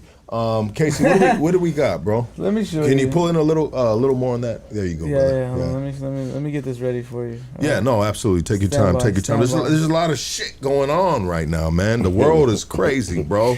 Right. The world is crazy, man. Right. And you know, sometimes you got to be careful when you share your political views, because it could potentially, if you're in the business of podcasting, you're in the business of rapping, bro, it can affect your numbers.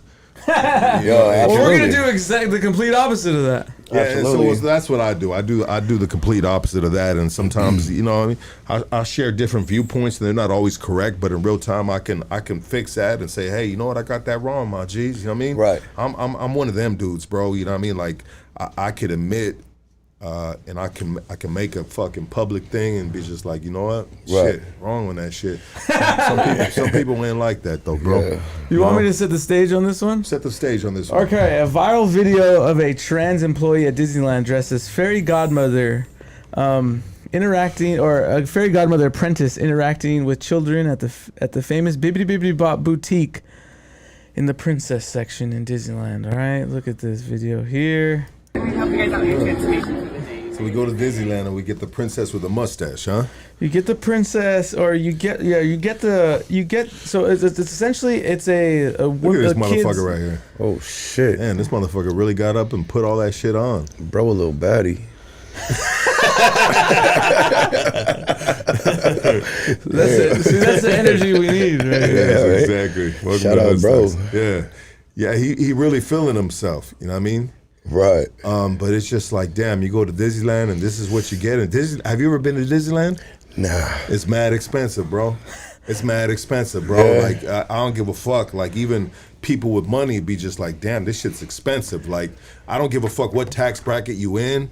When you go to Disneyland, you know you're getting hit, bro. Yeah, hell yeah, that's what it's for. You know, and yeah, so you go and you get hit, and not only you getting hit with the cost of shit, but then you got the princess, bro. You got the Timu princess. You know what I mean? And the motherfucking with a mustache. You know what I mean? Like that's not me personally. I got girls that are 9 and 10 years old, and I ain't cool with that, bro. You know what I mean? Yeah, I could imagine. You got kids? Nah, I was a stepfather in 2 different relationships for a while to 2 little girls, and I mean, I got that gene in me, but now I'm 40 years old and I don't got no kids, no girl, no nothing. I'm one of a kind. I'm a unicorn out this motherfucker. So, you know, rare and majestic. So, you know what I mean? I'm just, you know. You're still running through them is what you're trying to say. Nah, not even, bro. I'm not even going to lie, bro. I've been very disciplined in a lot of areas of my life. And that's why that's what's building the win for me. But sometimes in rap music, you know what I mean? The how do you say it, bro? And I want to say this as a grown adult, you know what I mean? Not a young dude. But sometimes we use women in rap music, or as we've seen through history, as like degrading them to make your shit sound cool in a sense. For the better lack of words, I apologize. Yeah. See, I'll be honest with you. I have music that does have that in there, but then I also have a lot of music that's really praising women. I have a lot of music that's actually very, you know, spiritually in tune with who I am. You know, I don't lie to kick it, and I'm very transparent, bro.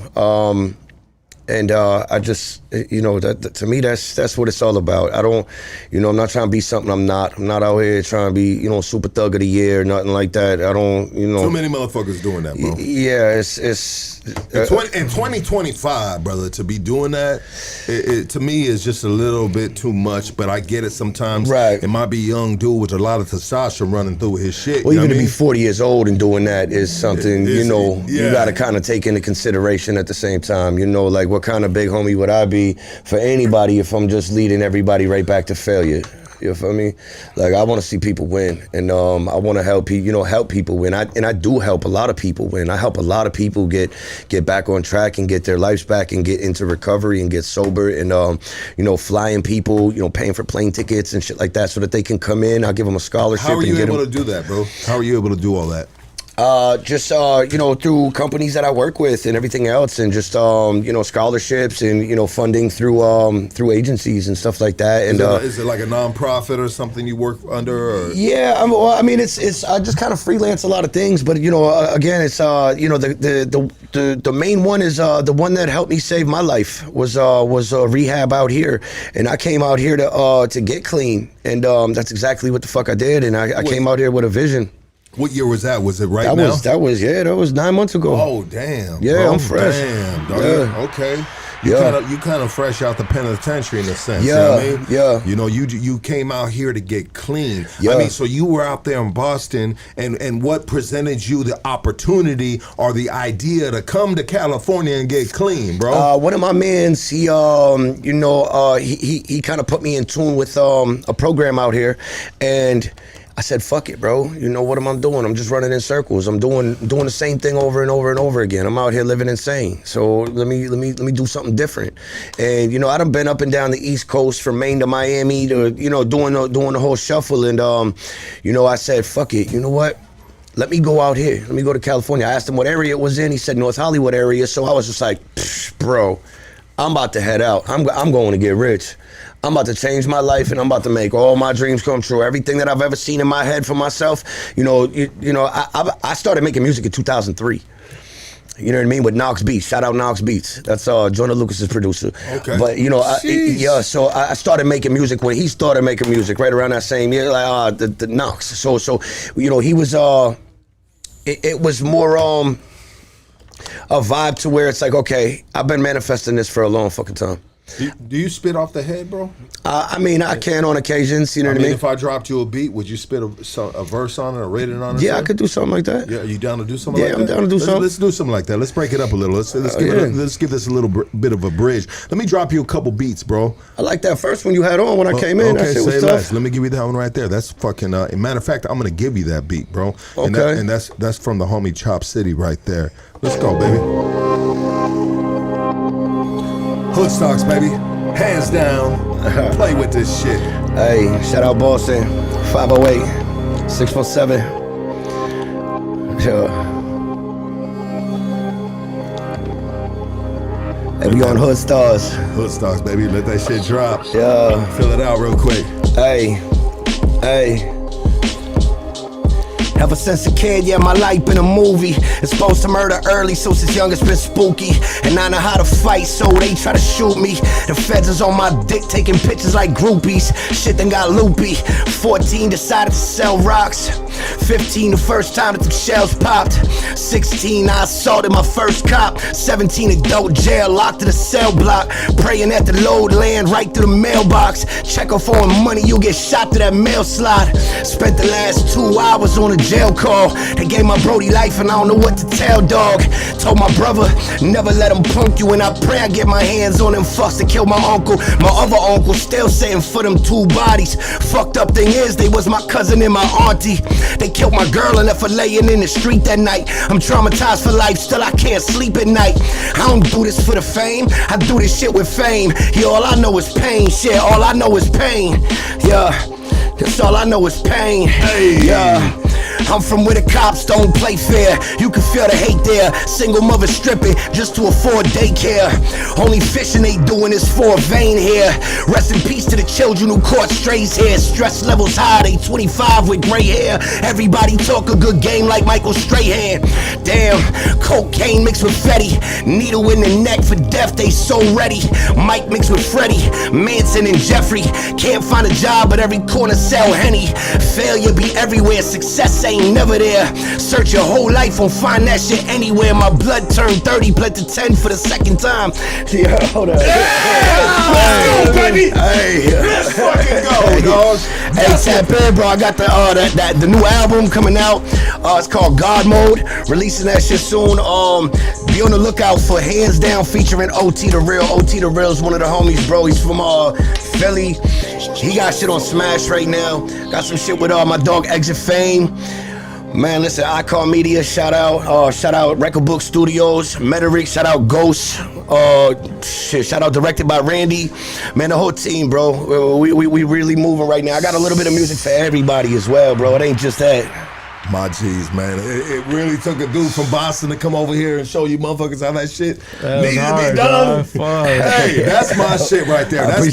That's my vibration right there. That's the music that I fuck with right there. I like that rough shit, you know what I mean? I like that rasping the voice, bro. I like that shit when, okay, this dude talking to me from his motherfucking soul, bro. Right, you know what I mean? This ain't no right. motherfucking movie. It's a movie, but it's his movie, bro. Right. You know what I mean? When you can tell when a motherfucker is what they call it capping now, right? They said, oh, this shit, that's all rap cap or whatever, whoop, whoop, whoop. You know what I mean? That shit right there, my jig. Hey, I appreciate you, bro. Thank you, bro. That's that shit right there, Thank dog. you, brother. I appreciate that. 100% copping everything, bro. I appreciate that. And you know what, doggy? Like, people know that I've had a lot of dudes rap on here, and sometimes I just like... That ain't it. That ain't it, Chief. So I love it, bro, when somebody can come on here and they can manhandle a beat like that they've never heard before. Nah, I appreciate you. Yeah, that shit was kind of low in the headphones, so I couldn't really hear that shit, but I just went with the flow, bro. No, it went good, and I had to turn it low fire. because there's been times that I've played it high for us, and then it cracks on the clip because I'm gonna clip that bitch. I got you. I got you. And so I learned throughout the years. All right, it's gonna sound low in the headphone, but it's gonna sound right on the replay. I got you. Hey, you know, we made it happen what we had. You know what I mean? Hey, brother, that shit's hard as fuck, man. I mean, how do you feel in this climate of hip hop that we are in. And out here in Los Angeles, I'll say for the homies, the Latinos, the Raza, the Chicanos, the double S, you know what I mean, the homies out here on the streets, they're starting to see a day of light, bro. Because before there was a ceiling, bro, that motherfuckers weren't able to get past. And not only was there a ceiling, there was a fucking fan, bro, that was just running and it had knives on the blades, bro. Like motherfuckers were like, nah, motherfucker, you little brown motherfucker, you ain't going nowhere with your music. We gonna make sure of that. Right. And that might have been the gatekeepers. Right. I don't know, bro. Right.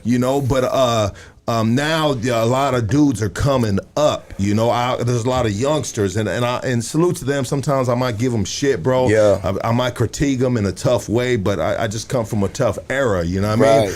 That's how we do it. But I still salute to the ones coming up. But the music, let's be honest, bro. The music has changed. Yeah, absolutely. I mean, I'll be honest with you, bro. Part of me feels like, gatekeeping was very necessary, bro, because they opened the door and shit just fucking went downhill, gang. Like, you should have kept the gate closed, bro. Like, gatekeeping was necessary, okay. I feel like it kind of was necessary because if everybody has access to something, then, where's the demand for it at that point? You know what I mean? Supply and demand. It's like if you flood the area with too much of anything, they really not going to want that shit no more. They're going to be looking for the next thing. So you're the first person that's ever said that, and that makes so much sense, brother. Like gatekeeping was necessary, bro. I feel like it was. Look at what we got now, bro. Yeah, I mean, you got a whole fucking everybody's doing it now. You know what I mean? It's like even tattooing. It's like I remember back when I first started, like I had to scrub the tubes, scrub the stainless steel tubes. I had to do all this extra shit and fucking. It was just like a nightmare. Mind you, I taught myself how to do this, so I was just going off what other people was telling me how to do and just watching what I was observing and sponging off of that. Shout out the homies, Sacred Edition Tattoo Studio, East Bridgewater. Those are the homies right there, man. The old owner of that, he showed me a lot of stuff with tattooing, and then the new owners of it, they are actually from Los Angeles, and they let me in. They gave me a place that I could actually, call home for a little bit, and they let me in with some people out here, and to me, bro, they opened it up to me, and they didn't gatekeep it from me. You know what I mean? But even it's the same thing, bro. The tattoo community, the rap community, the music community in general, it's like it's so saturated now. There's so many people doing it now because it's not a secret on how to do it no more. You know what I mean? It's just right there in your fucking face. Like especially with this thing. You Google anything and boom, right there. How to get rich in the music industry. And it's going to show you right there how to do it. You know what I mean? So all the answers are in the palm of your hands. I mean, I would say, again, gatekeeping was pretty necessary back then. I mean, nowadays, the art speaks for itself. The real separated from the fake, and the fake ain't never gonna last. And you see who's who. You know what I mean? And that's one thing about it that it's not hard to tell. Whose motion's gonna last and who's is gonna pass real quick. It's and I like that you said that. And I want to just throw in a little something on what you're talking about right there. I've seen it within this podcast community. There was cats that I was, you know who I'm talking about. You know what I mean? And I'm talking about probably several individuals, but within this community right here, the Goonies, right? I seen dudes and I was like, damn, the bro got talent, but we gonna see how like Nipsey Hussle says, it's a marathon. You feel me? Right. And I hate to just like be so cliche like that because everybody says that, but it's so fucking true, and it's been so impactful with his brand after he's passed in regards to the marathon. But everything is a marathon. Everybody can. Some people, even a fat dude, can win a short race right now. You know what I mean? If you catch me drunk enough, a fat dude, 300-pound dude is going to beat me from here to the end of the corner right there. You know what I mean? But it's not all about that, man. And I've seen so many dudes like that had mad talent, dog. Right. But if they could have held their composure and they could have realized that, hey, slow it down a little. Emotional regulation's everything, bro, especially when you're in business. And, impulsivity is a dangerous thing. When you're an impulsive person, like I was for years, it's very spooky business, bro. You know what I mean? Because, like, yeah, I can, but that doesn't mean I'm gonna. You know, like just because I can doesn't mean I should. Like, you know, somebody's, you know, you walk into an office and you don't like how somebody's talking. Like, yeah, you could turn up. Yeah, you could heat up. Yeah, you could let them get a rise out of you and everything else. That doesn't mean you should though. And is that really good? You know, starting with this podcast being the fact that I feel like sometimes I like to credit myself as being a professional shit talker, you know what I mean? Mm-hmm. Like I grew up with my cousins, bro. I grew up with my people, and we bagged on each other since we were in like diapers, bro. Right, same. You know what I mean? Like we were babies and we were all pissing in the same toilet and be like, fool, you got a push button dick. You got grandpa balls. Yeah. Like, you know what I mean? Like it's been since day one, motherfuckers just talking shit, you know? But when I started this podcast thing, I said, you know what? I don't want to be throwing gasoline on a match. Yeah. And a lot of people try to run up their views by throwing gasoline on a match, bro. Yeah. And that right there is not going to get you longevity. That's going to get you just quick little pops.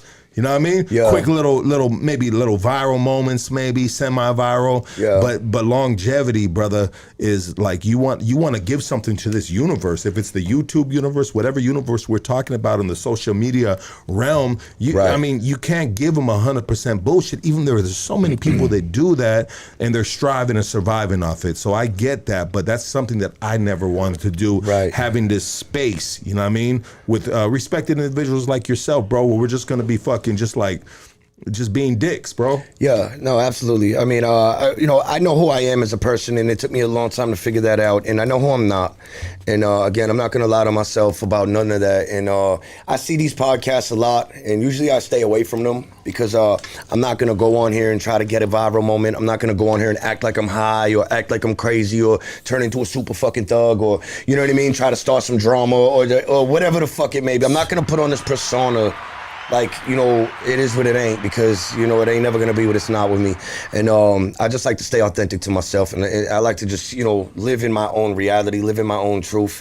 And that's it right there, bro. All that internet shit, at the end of the day, bro, this internet shit it ain't it, bro. You know what I mean? There's more to life than, you know, you be lit in real life, or you could be lit on the internet and be a clown in real life.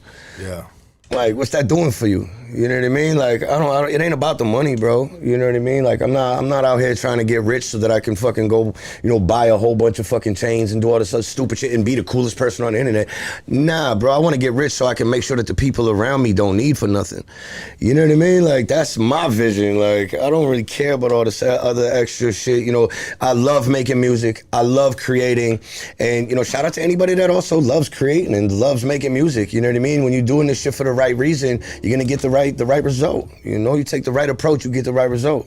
And that's back to the karma thing, bro. Yeah, literally. It's all your intentions, bro. You know, I feel like life is an intention-based, you know, mission.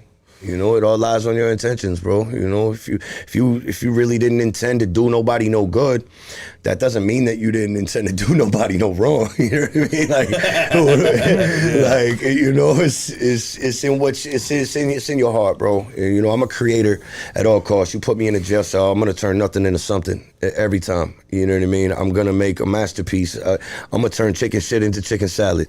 You know what I mean?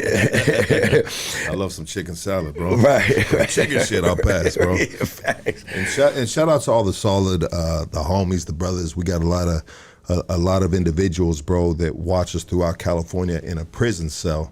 And I just want to give a shout out to all the solid homies, all the solid individuals. Free you guys, you know what I mean? But, you know what I mean? Enjoy the show. How about that? You know what I mean? Casey, what else do we have over there, bro? I know we got some other stuff over there, right? We got, yeah, I mean, we could just have an open discussion about, you know, Sean Diddy Combs was sentenced this week. You guys hear about that? There he is right there. I'm going to be real with you, bro. Who drew that? 100% a hater. or someone that just really saw it and you know, just said, hey, this is what it is. I mean, I believe that's what it was. You know what I mean? Maybe, I don't know. You know what I mean? He dropped to his knees and he was upset about what, 4 years he got? He got 50 months, 4 years plus 2 months in federal prison. He was also fined $500,000 and will face 5 years of supervised release after serving his prison term. So you see this through a different lens of being an artist. Yeah, I see So life. you said who drew that, so you saw it differently, opposed to what I was giving a little rebuttal on. Yeah. How do you see it, bro? When you see that picture right there? I'll be honest with you, bro. I don't believe nothing that I see on this internet, bro. I don't believe nothing. I don't even really believe a lot of the shit people tell me no more, because everything's a facade. Everybody's just trying to make you love them or whatever it may be.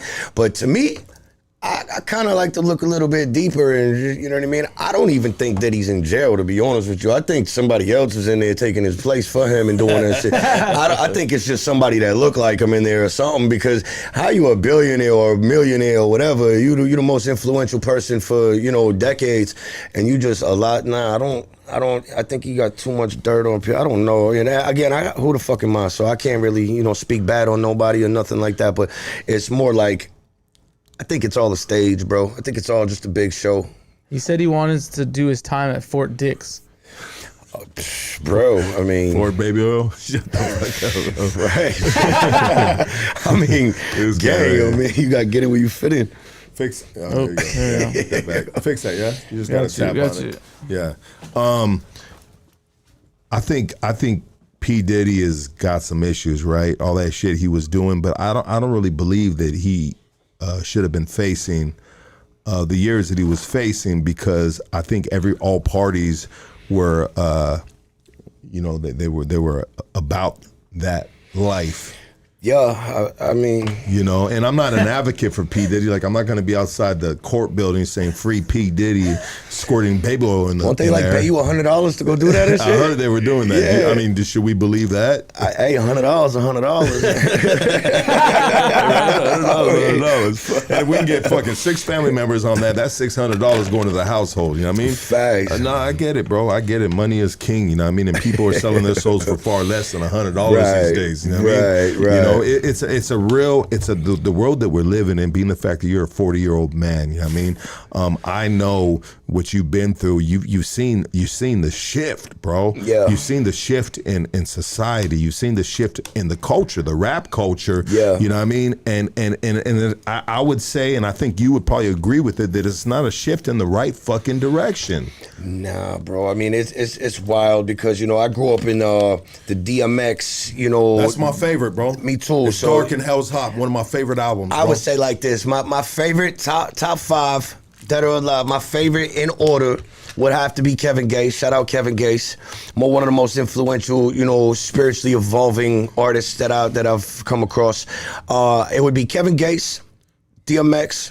Number 2, Jadakiss. Number 3, I would say Jay-Z. Number 4, and then 50 Cent. Number 5. I think that's my top 5. Let's go, bro. That's hard. That's hard. So I like a group out here. They're known by the name of Psycho Realm. You know what I mean? Okay. Big Duke, Sick Jackin. I mean, as much as I give them love, I still can't get Sick Jackin right here. But anyways, I'm gonna keep it a buck, and I ain't gonna be hateful about that, bro. And I'm gonna just say that those are my dudes out here. And then DMX is right next to him. You feel what I'm saying? Yeah. But the dudes that you mentioned, like, if we're gonna talk, you can talk about a DMX, you can talk about a Kevin Gates.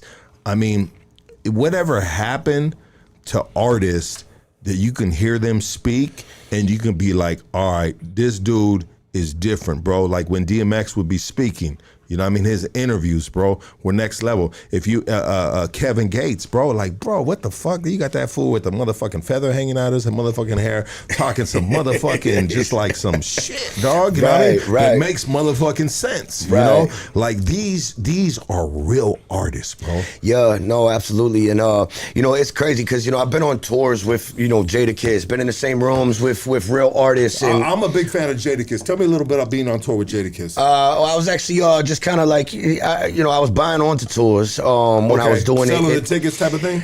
Nah, I wasn't selling tickets. I would just pay, you know what I mean? Pay the promoter, boom, let me get a little 6-8 minute set and fucking do my thing. And I'm gonna try to show up in every city that I have the opening to do so. Me and my dog, Exit Fame, we was out there, we was doing our thing. But Jada's a very humble dude, bro. I'm not gonna lie. I'm like one of them people, like, I'm not a fanboy, so I'm not gonna be like all up in Dog's grill behind stage and this and that. I'm not like, yo, can I get a picture? Yo, can I do this? Can you sign? I'm not like that, bro. Like, normally when I I go on these tours or when I go on these big shows with big artists or anything, first thing I do is I get cool with the security because they already looking at me like, yo, we might have to shoot this motherfucker. So first thing I do is I get cool with the security, and then that kind of grants me like a little bit of access to everywhere in the venue. So, you know, and then the artists see how that is, and they see how I move with it. And I you know, I'm not new to this, bro. I'm true to this, and I've been making music for a very long time. And at this point, I'm just, you know, one of the most well-rounded versions of myself that I've ever been. I'm more creative than I've ever been. And but just going, you know, back on topic, you know, being around, you know, artists like that, legendary artists who are actually like, you know, like bar workers, like real life music, putting real pain on beats and talking about real things, to coming outside and then all of a sudden, you know, you hit a show and you see a famous artist pop out the woodwork in a skirt, in a dress with some fishnet fucking stockings on or some shit. And I'm like, what the fuck happened, bro? Yeah, what happened, like, bro? And dogs supposedly, like, you know, these people are like murderers and like gang members, drug dealers and shit. Why, bro, why you got that? What are you doing, bro? And I don't know if it's just for attention or just to have a viral moment or what it is. I don't know these people, so I can't judge these people, and I never would. Put the picture up of Bad Bunny that I had up on my Instagram. I'll send it to you right now, dog. You know what I mean? But yeah, I just don't get it. And well, this isn't a rapper, bro, but this is a very influential Latino within the community, bro. And why I feel like this, bro. Put the camera on me real quick, Casey, so I can get my point across with my overalls on. I don't always wear overalls, but anyways. Festive. Why are men competing with women? You know, why are we at a point in life where men want to feel like, and I was saying this in a post, I was like, say, man, once upon a time ago, motherfuckers were tiptoeing to the mother's closet when she wasn't home and feeling what that moo-moo felt on her face. And now motherfuckers ain't even tiptoeing no more, bro. Motherfuckers are fucking skipping to their old lady's closet and putting a motherfucking dress on, bro. Like, what possesses a man to put a dress on? Like, we like women. We like beautiful women, like real women, you know what I mean? Voluptuous women, you know what I mean? Skinny women, whatever your type is, you know?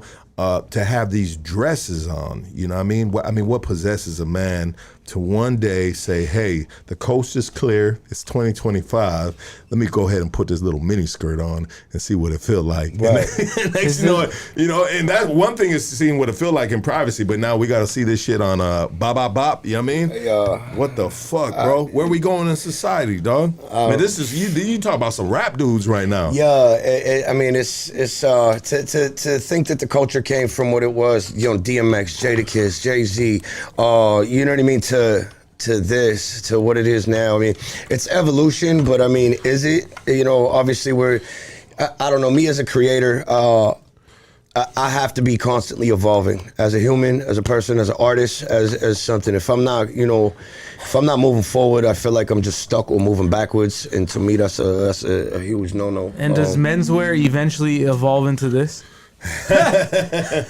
Yeah, this is a big magazine, maybe a big Harper's Bazaar. Harper's Bazaar. I mean, I don't know the status of that brand right there, but if Bad Bunny is on there, then obviously they got some cash flow, right? You know what I mean? Yeah. And so not only is he's on here, but he's got a fucking suit dress on. You know what I mean? Like a suit dress. And this is the man that is going to be performing at the next Super Bowl. What are your thoughts about that, Lucky? Really, honestly, you know, sometimes I throw shit out there to just kind of like rile the audience and see what they feeling like on Instagram or something. But I personally don't give. I mean, I don't want to ever hate on another man's bag. You know what I mean? You know, even if he's got a dress on. But, you know, I think a lot of football fans, when they watch football, this is not who they want to see on a halftime show. I don't even know who the fuck that is. I ain't gonna lie. I don't know who the fuck that is. Bad Bunny, bro. I ain't never seen that. One of the biggest artists in the world, bro. Well, that's how I'm very detached, bro. I'm very. Well, good for you, I'm disconnected, bro. You know what I mean? Like I don't pay no mind to these people, bro. I literally don't. You know what I mean? It's crazy because I never watched no sports. I never watched no football game. I never watched no basketball game. I couldn't name one player from anything. What do you do with your free time? What do you do with your free time? What do you like to do? What does Hands Down like to do with his free time? I mean, right now, you know, within the last, you know, when I'm focused, bro, I'm usually up at 2:30 in the morning. I'm in the gym by 3 a.m. I'm at the boxing gym, and then from there I go to a weightlifting gym, and then I go in there and I do my little things. I like to stay consistent. I like to be very disciplined. I like to try to challenge myself to grow in every way possible. You know what I mean? No matter what that is. I mean, you know, I'm never gonna be cured of, you know, my past illnesses or anything like that. You know, I am a drug addict in recovery, and I am overcoming obstacles on a daily basis. And no matter what that is, whether it's an eating habit, whether it's, you know, quitting cigarettes, whether it's quitting vapes, whether it's, you know, cutting down on my phone time, whether it's, you know, writing more music, no matter what it is, I have to challenge myself to do something more than I did the day before. And that's to me, that's how I grow as a person. Let's go, baby. Take notes, my G's. Take notes. I mean, some of you don't have to, but the ones that do, just be humble. Take the note. Right, right. Bro, you out here in Los Angeles now, and I'd like to get you on some vlogs outside of this. I want to tell you this now so I don't forget at the end, so we can just, you know what I mean, figure shit out, and I'll make it make sense for you, bro. But I want to take you to some eating spots in Los Angeles. Food vlogs, bro. It's like I like to shoot on the side, and I think it would be cool to get your reaction on some of this different types of food out here, brother. Yeah, I'm with it. Yeah, 100%. But, man, bro, so many other things that I want to ask you in regards to, I think I don't know if I asked you this, but I wanted to ask you in regards to the artwork, being a tattoo artist, being initially from the East Coast, coming out here, and now you're rubbing shoulders with West Coast tattoo artists. I mean, is there levels in the game? What's the difference between art from out here from the East Coast? Oh, there's levels everywhere. I mean, there's a difference between, you know, the West Coast and Germany to, you know what I mean, other countries. There's always levels to this, no matter where you go. You know, being from the East Coast, I always, you know, grew up looking up to, you know, the shit from the West Coast, the music culture, the tattoo culture, all of that shit. I thought graffiti was like the illest shit in the world when I was 9 years old. Because you're a sick ass artist too. I appreciate you. I mean, you know, I'm asking you because I'm telling you because I saw it, but also too, I'm asking you because you sent me a picture with your back turned against a wall. Is that you right there? Yeah, that's me. Okay, let me send that to Casey real quick, bro, so we can. I want to showcase some of your artwork, brother. Absolutely. But so you're not only a tattoo artist, but you're also a muralist. Not really a muralist. I just go and fuck around, bro. I like to replace bad habits with healthy habits. So, you know, sometimes I'll feel like a graffiti artist, and I'll go stock up on paint, fill the bins up with paint, and go find a wall somewhere and break the damn law. But, you know, to me, that's just, I'm doing something healthy. It's in my head. You know what I mean? It is what it is. But yeah, I like to stay creative, bro. I have to constantly be doing something, bro. So yeah, the art is you know, that's one of my first loves, making music, and then tattooing. I'm sending you an airdrop, bro. Oh. I'll send it through Instagram. I mean, not Instagram, but text message. No, absolutely, bro. And so I would say, like, have you ever heard of Freddie Negretti? Yeah. Yeah. Hell yeah. That's the bro right there. Oh yeah? He blesses his platform a lot, bro. That was the dude, let me see, Norm? He yeah. Well, you know, you got Big Sleeps and all them dudes. Yeah. I follow all these dudes. Let me see, I be over at, I be getting a lot of my tattoos done by some of the homies too, Cryptic Ink. Yeah. Shout out Cryptic Ink, Marky Chavez, Carlos, El Franco, you know what I mean? All fire artists. Crypto, if you're listening right now, brother, I'd like to go through there and just shoot a vlog, bro. Just do something, you know what I mean? Yeah. But Cryptic is one of the, like, name brand shops in Los Angeles. Even though they're in the San Gabriel Valley, bro, they one of the big dogs, bro. Right. I was there yesterday, and you know, it's always like a family vibe. Every time I go there, it's nothing but love. You know what I mean? And I was put on to them by some of my peoples in the East Coast that moved out there from the East Coast. And what's it called? The homie Tattoo Louie. Yeah, he's actually throwing a big ass car event, and it's like a toy drive for kids and stuff like that. So you know that's gonna be let me see. Yeah, get that shout out, bro. That's on Sunday, November 9th, 2025. Car registration $25 plus. Unwrapped toy. Let me see. Roll-in time 6 a.m., 10 a.m., showtime 11 a.m. to 4 p.m. This is at 523 North Azusa Ave in Azusa, California. They got vendors, entertainment, awards. It's all free to the public. You could contact Tattoo Louie on Instagram. Shout out the homies. You fuck with Millies? Yeah, I know Millie's. I've known Millie's for a little bit now. Locked in with his team. A lot of my people have songs with Millie's. I like what Millie's does, man. Millie's he puts on for the city in a good way, I feel like. Have you ever fucked with like a Vinnie Paz, any of them? Nah, not to be honest with you. I never really have. I don't really listen to the music, so I'm not familiar with it. I know Dog's like a legend in his own sense. You know what I mean? Is there a reason why that like maybe you haven't? Because I would think that at your age, 40 years old, you'd be real familiar with the Vinnie Paz. I'll be honest with you, bro. I've never even listened to Wu-Tang. Okay. I'm not. I was never. I did my own thing. I listen to a lot of rock music. I listen to a lot of instrumentals nonstop, all day, every day, and I just let the creativity fly in my own head. I do like to listen to people that I know. You know what I mean? I've been stuck on one of my homies, King Ace, the General from Boston. Shout out King Ace. Another one, Pun. Shout out Pun. Exit Fame, obviously up on top. Millie's up on top. Joyner Lucas up on top.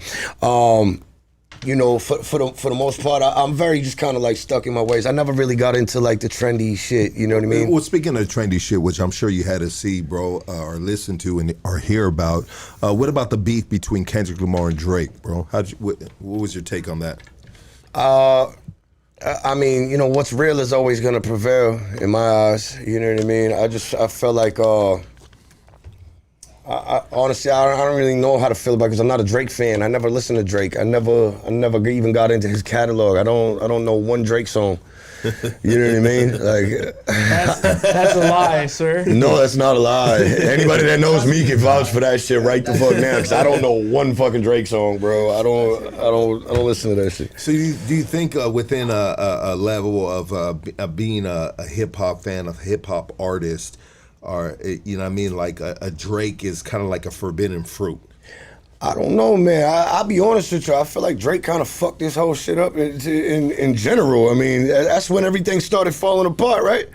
I mean, Drake came out and then all of a sudden it was like cool to be soft and like it was just, I don't know. To me, it was just a different shit. That's when shit kind of switched. I was stuck on Rough Riders Volume 2 and stuck on fucking, you know what I mean, like Onyx. The real shit. It really started when Kanye beat 50 Cent in that. That's when it went downhill from the street dudes losing to like whatever sounds nice and like materialistic shit. Oh yeah, it was with the Kanye West 50 Cent. I thought in the early, maybe mid 2000s when I was hearing some of my young homies listen to Drake, I was hearing that shit getting passed across the airwaves within the city of Northeast Los Angeles, Highland Park to be exact. I just couldn't respect dude because, from a different era, you know what I mean? Like right. Early 90s era, you know what I mean? When I started really raising up and getting an understanding for the streets, you know what I mean? But I knew the dude came over from like a Nickelodeon or something like that. So I said, how is a Nickelodeon motherfucker gonna be moving the hearts of the streets? You know what I mean? And so in the beginning, in the mid 2000s, I hear my homies listening to that shit, and I was a little offended. I was offended, bro. I was like, nah, bro, like that's not real hip hop, bro. You know what I mean? That's not shit that we gonna be bumping in the ride right now, dog. Right. And this is my car, homie. Right. I mean, when you used to listening to like the Locks, and DMX and shit, and then you put on Drake. Even Drake said, even DMX said it. He said, I don't fuck with Drake. On the interview. Oh yeah, with the Breakfast Club. Yeah. Breakfast Club. To me, that was the vibe back then. I mean, I don't think, there'll never be another DMX. You know what I mean? That was such a one of one, like, that cloth don't even exist, like, at all. Like, that's a sacrificed soul right there. Yeah. He sacrificed. This might sound crazy, bro, but I'm just like on the fly on this shit.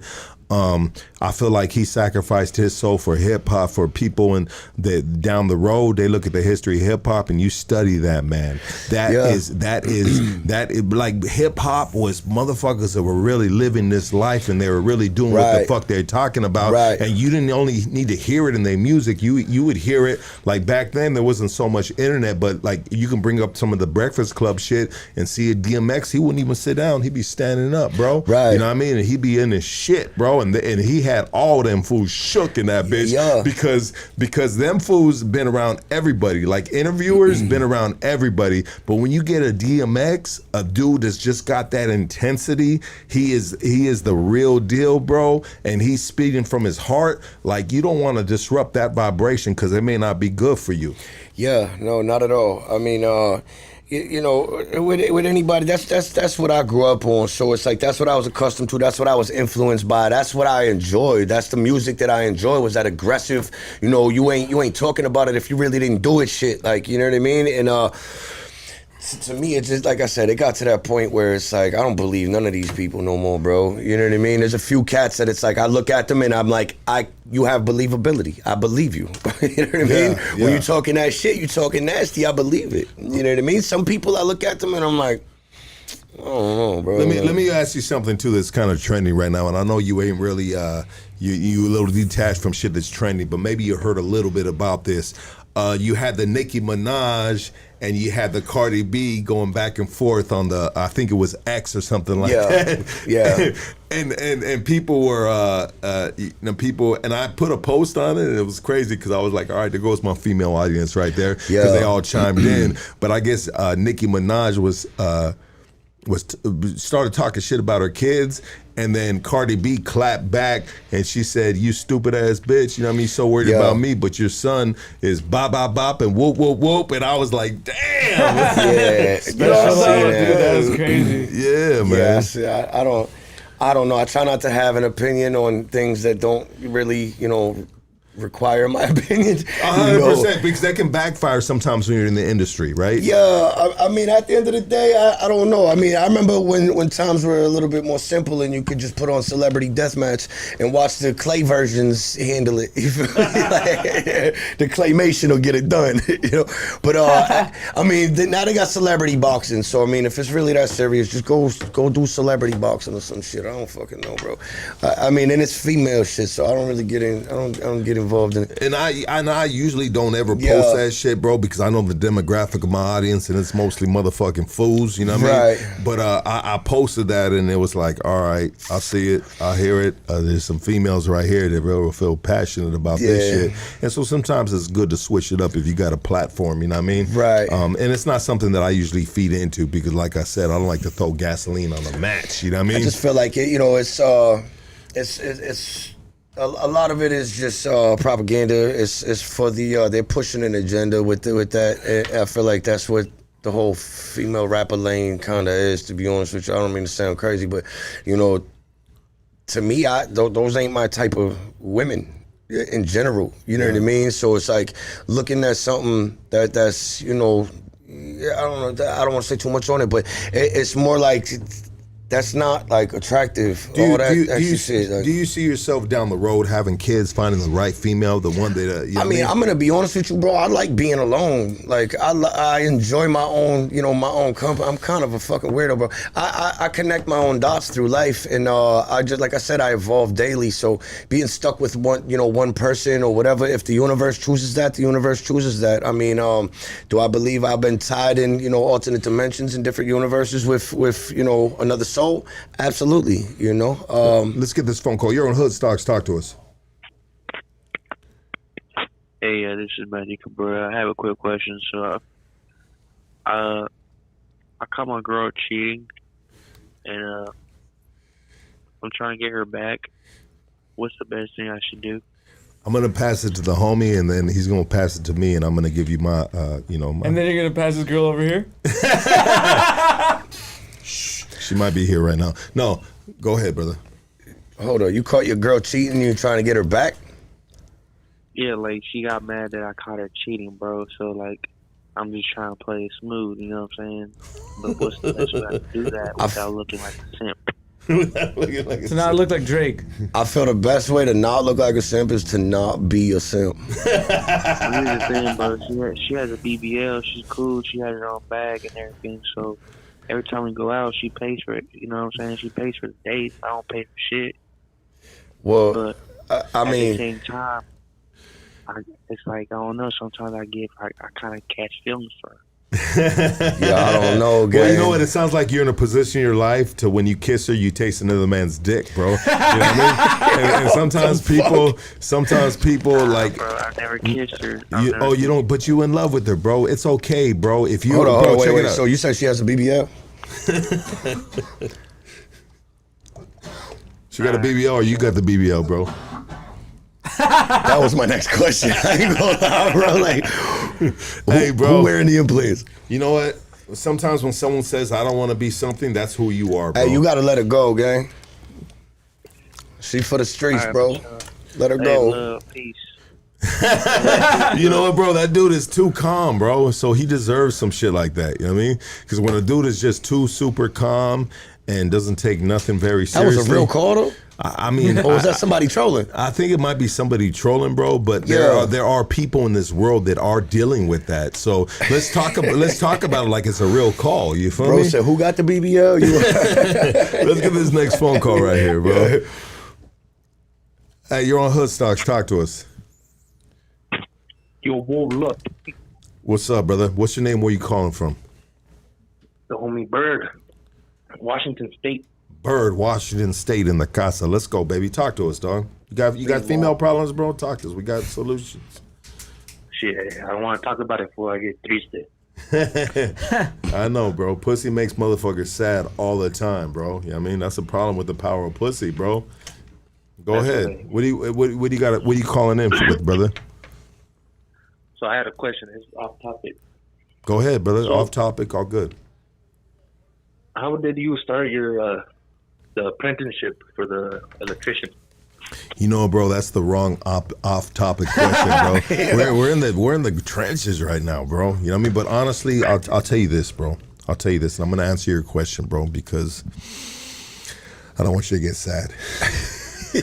The shocking truth is revealed. Well, bro, so I got organized in. I was already working non-union electrical, and when you're working non-union electrical, brother, you have a track record of statements, which gets tracked by the fucking Social Security or something like the Social Security office.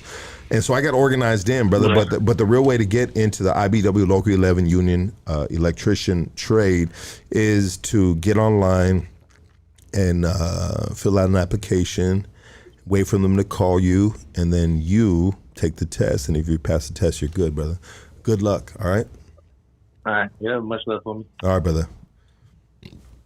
Shit, we just got off a grimy call, bro. I was like, homie. Hey, I got the photo right here of the homie's back that you sent me.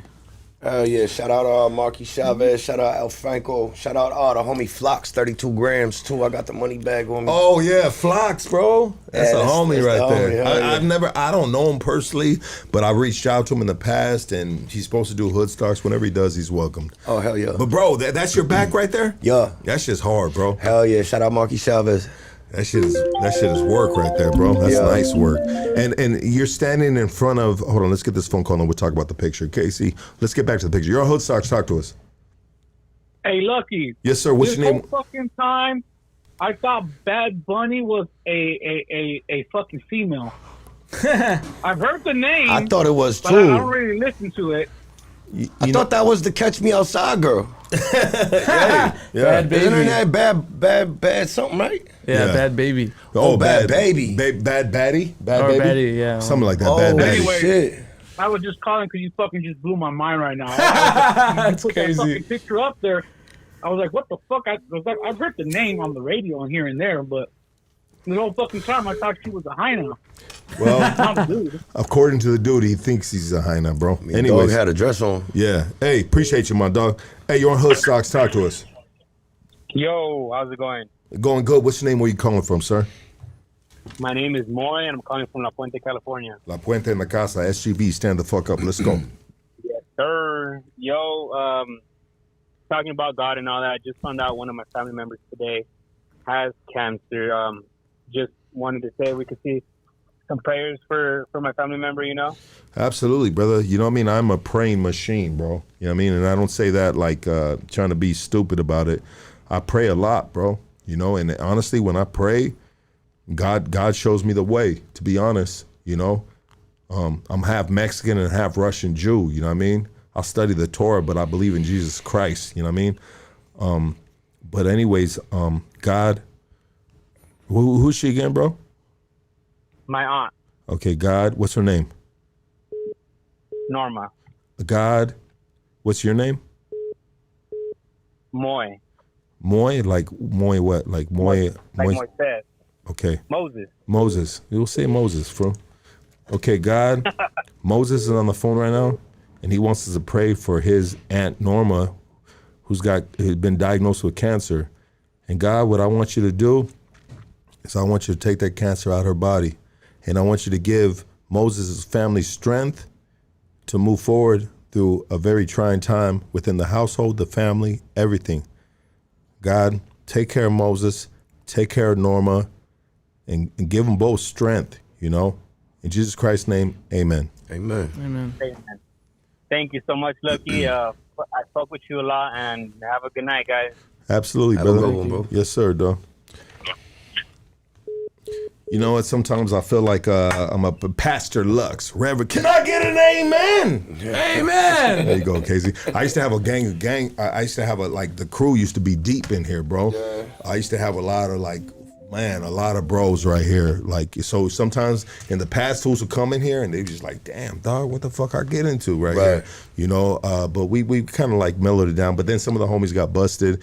But anyways, I would say, can I get an amen? And I have the 15 dudes in here, amen. Like, it was a real church up in here once upon a time ago. But that ain't changing. The homies are getting out. And anyways, yeah, man. You guys feel free to call in. You need me to pray. You need the homie. What is your what do you believe in, brother? As far as what? You know, like God. When you're going through a hard time, like who do you turn to? I mean, I believe that there is, you know, a power that's greater than us. I believe the universe is everything. I do believe there is a God. You know, in my head, I can't really tell you who that is, but I do know that when I look in the mirror, I see him. You know, I feel like I am a God. I feel like you are a God. And I feel like, you know, manifestation is everything. You know what I mean? Prayer and manifestation are two different things. You know, you pray to give thanks, and you manifest the things in life that you want. So when you pray and asking God for a bunch of stuff, I feel like, you know, that you know, that you're doing it wrong. You're supposed to be manifesting certain things, you know what I mean, and then giving thanks to God, you know, for what you do have in life.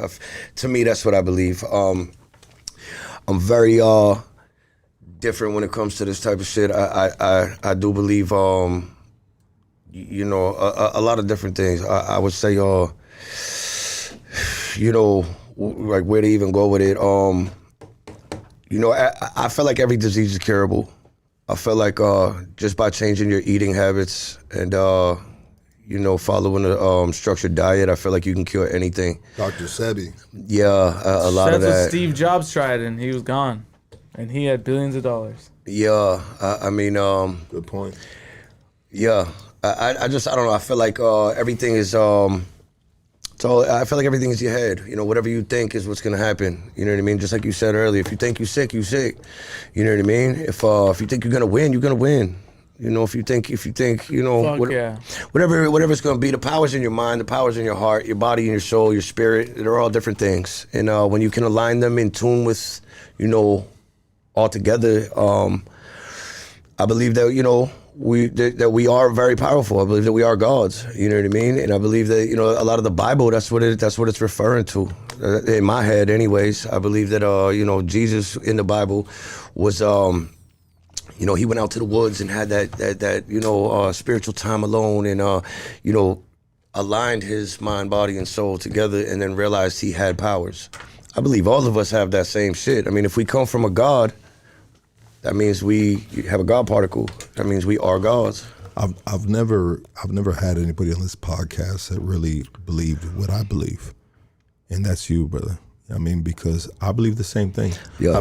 I believe we are all gods. And, right. and we have a godly choice to choose right, to choose wrong. You know, we have a choice to take the chance, crossing the street in traffic or taking the crosswalk. Those are like godly acts. You know what I mean? Yeah. That's gonna distinguish you from how you're using your power. You know, And those are simple, like elementary analogies, you know. Right. But I really do believe we have the power within ourselves to raise up our fucking self, bury ourselves. Yeah, in a grave. The frequency, bro. That's what it is. You want to raise, you want to get your life up, bro. You raise your frequency, and that's with discipline. I believe discipline is the key to every door that stands in front of you. Just by practicing that on a daily basis, and demonstrating oneness, and the laws of the universe, the law of attraction, polarity, all things. When you read through them and you actually understand them, they make so much sense. The law of attraction, the law of abundance. I don't want to sit here and say, oh, I'm going to get rich. I already am rich. Fuck you talking about? And I'm not talking about financially, but I'm rich in my soul. I'm rich in my heart. Like, in my head, I'm already him. You know what I mean? So, and I have been my whole life, I don't, that little piece of paper or whatever it is, that doesn't determine that for me, because in my head, I'm the one. In my heart, I'm the one. You know what I mean? And, in everybody's head, that's how you should feel at the same time, because, like you said earlier, this is my movie. I'm the main character in my movie. I write the script. You know what I mean? I write my script. At any given time, I could rewrite my script. Just celebrate, demonstrating detachment. Like, I'm detached from all outcomes. Anything that doesn't serve my soul any actual purpose, I'm detached from it. I'm detached from, getting rich. I'm detached from fortune and fame. I'm detached from that, because at the end of the day, like I said, the real reward is the journey. And just to be able to still be alive here after being dead, for a lot of my life, to me, I'm already up.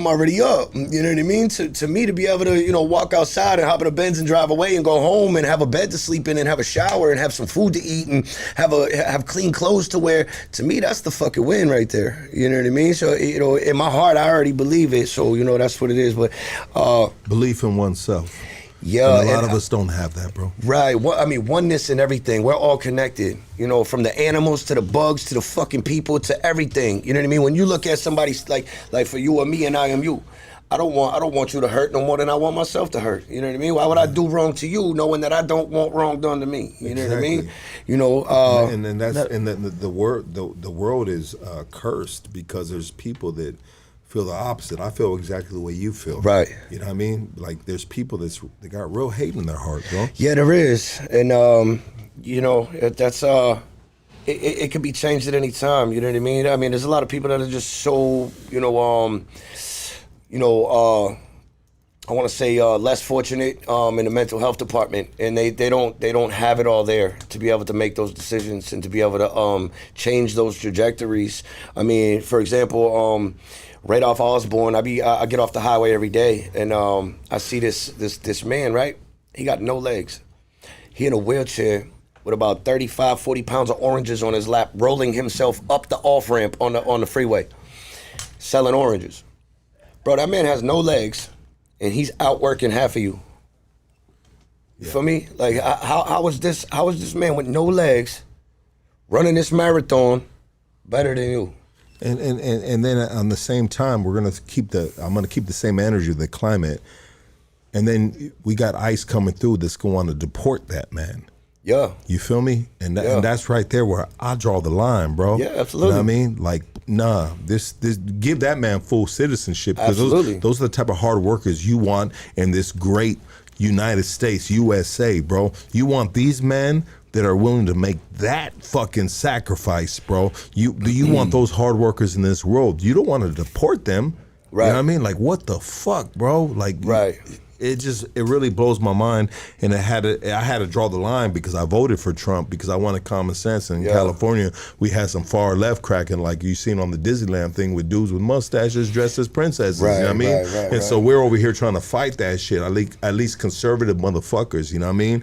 And the great thing about government politics is I can talk about it, but I can't talk about street politics. So you best believe I'm gonna be talking my shit about government politics, because street politics, I gotta walk out to my car after this bitch. You know what I mean? Yeah. You know, so I'm gonna keep it cool. I'm gonna keep it cordial. You know what I mean? Right. But it's just sometimes people I mean, we don't always have it right. Like when I voted for Trump, I didn't have it right. I didn't know these fools were gonna come in and take that dude in the wheelchair with the oranges. It was fucking going up that motherfucking whoop-de-whoop-whoop. Like that's not what the fuck I voted for. You know what I mean? No. And I'm not trying to take it to politics, but it's a really hot topic right now. You wanna hear the country singer Zach Bryant went on one of his songs, and I don't know if we can hear it without getting I'm not. I'm just gonna tell you guys. Yeah, tell Zach me about Bryant has released a teaser snippet of a new song, reportedly bad news, that includes lyrics critical of ICE, depicting raids and the fear they instill. Right, some of the lyrics are saying, "ICE is gonna come, bust down your door, try to build a house. No one builds no more. Kids are all scared and all alone." Caption snippet fading the red, white, and blue. The song appears to be a departure from his usual political silence and basically talks about the fading of American society, right? And Homeland Security has pushed back and told him to stick to Pink Skies, referencing one of his songs. Oh, so Homeland Security actually stepped in on that, huh? Yeah. When he was trying to like side with them, they clapped back, huh? They Homeland clapped back Security on his song. And this was just a snippet of the song. It wasn't even a full song. And we were talking about Homeland Security, like he really got like ICE. Like, Department of Homeland Security, that's what said. Hey, bro, like we don't need this. You're sending the wrong message. Yeah, exactly. And some fans are saying Weathers risks his career, and others praying speaking truth. And like obviously, you see someone here on X posting like Zach Bryant betraying his Oklahoma roots, spitting in the face of country music with anti-ICE nonsense. You know. You know what's crazy about this is because we go back in history, brother. You know what I mean? They said go perform for amigos. We go back for the Civil War. You know what I mean? Like we can get deep into this shit. But you know what I mean? The black man built this country, but the Mexican man has maintained this country. Or certain ethnic backgrounds have considered the illegal background. You feel me? That dude right there, like he's just like. He's just a dumbass fucking white boy, bro. Oh, the dude that's claiming that Zach Bryant is betraying Oklahoma and he should go perform for amigos, and made this AI image of Zach Bryant like as a Mexican. I mean, racism right now is at it seems like in regards to like certain sections of the United States is at a high right now, and it's unfortunate, man. You know what I mean? It's unfortunate because we're in 2025.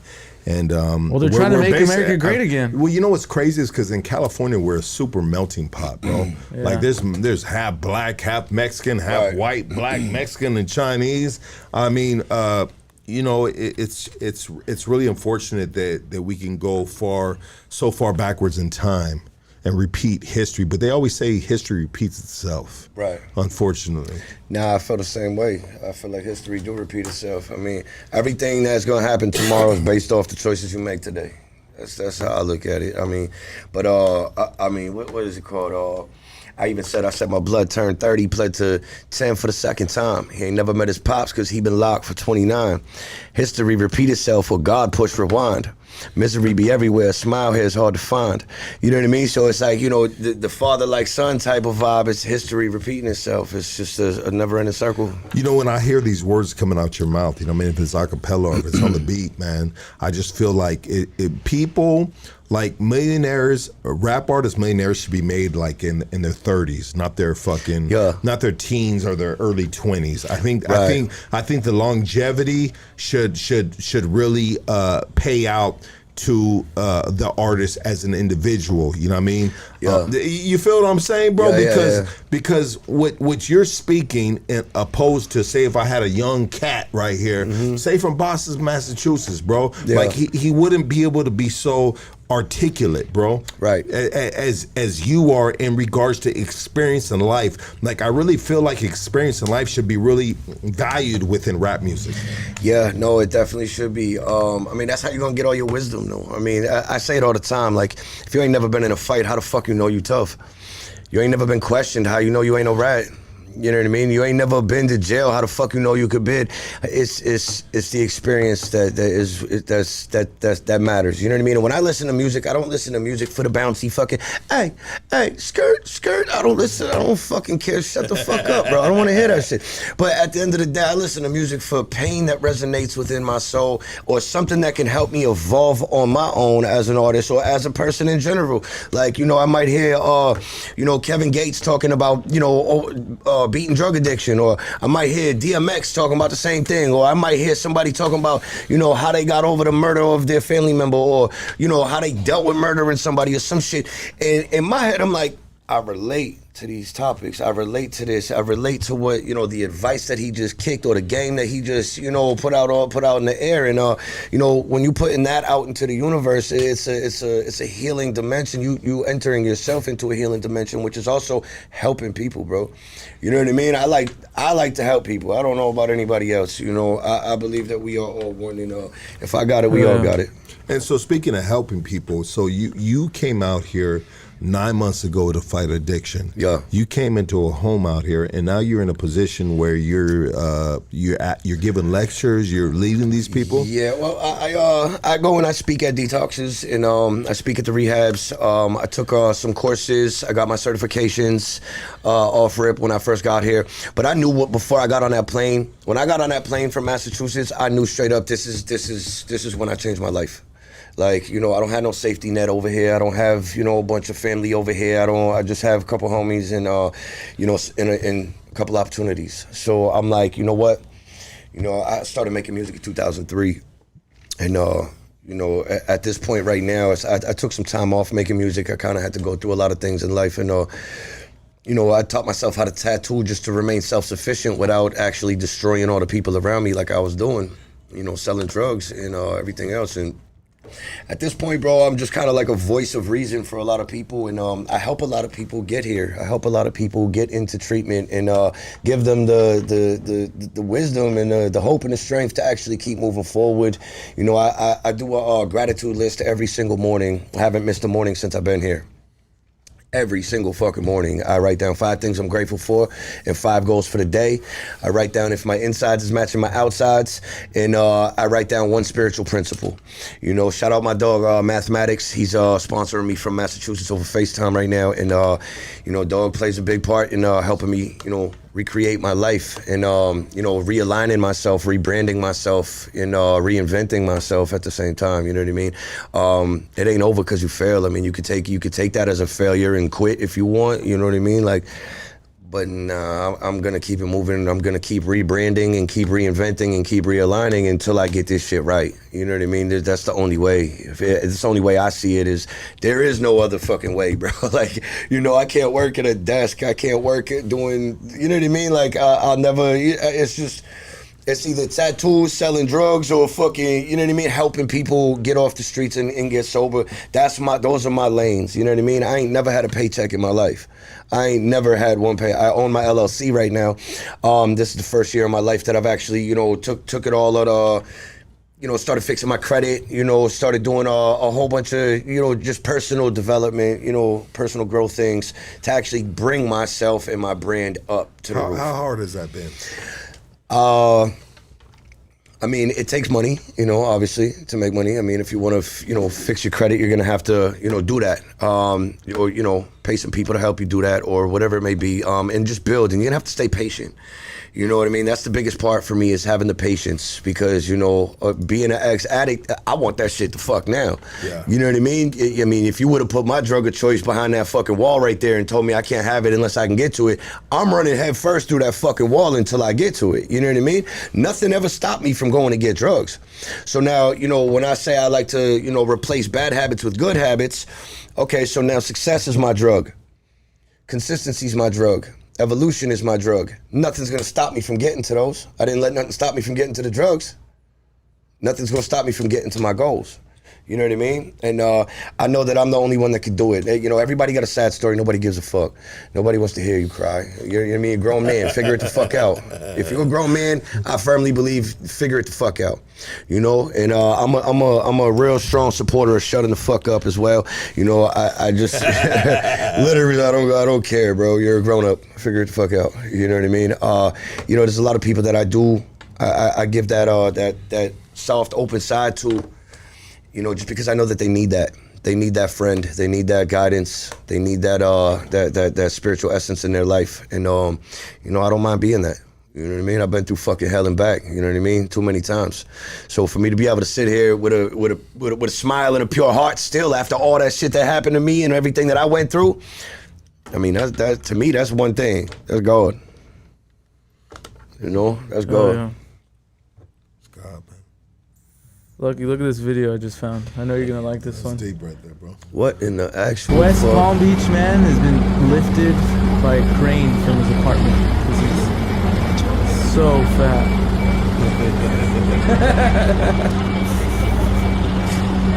That's crazy. It is. It's not like crazy. It's just a bunch of homeless people. Shit.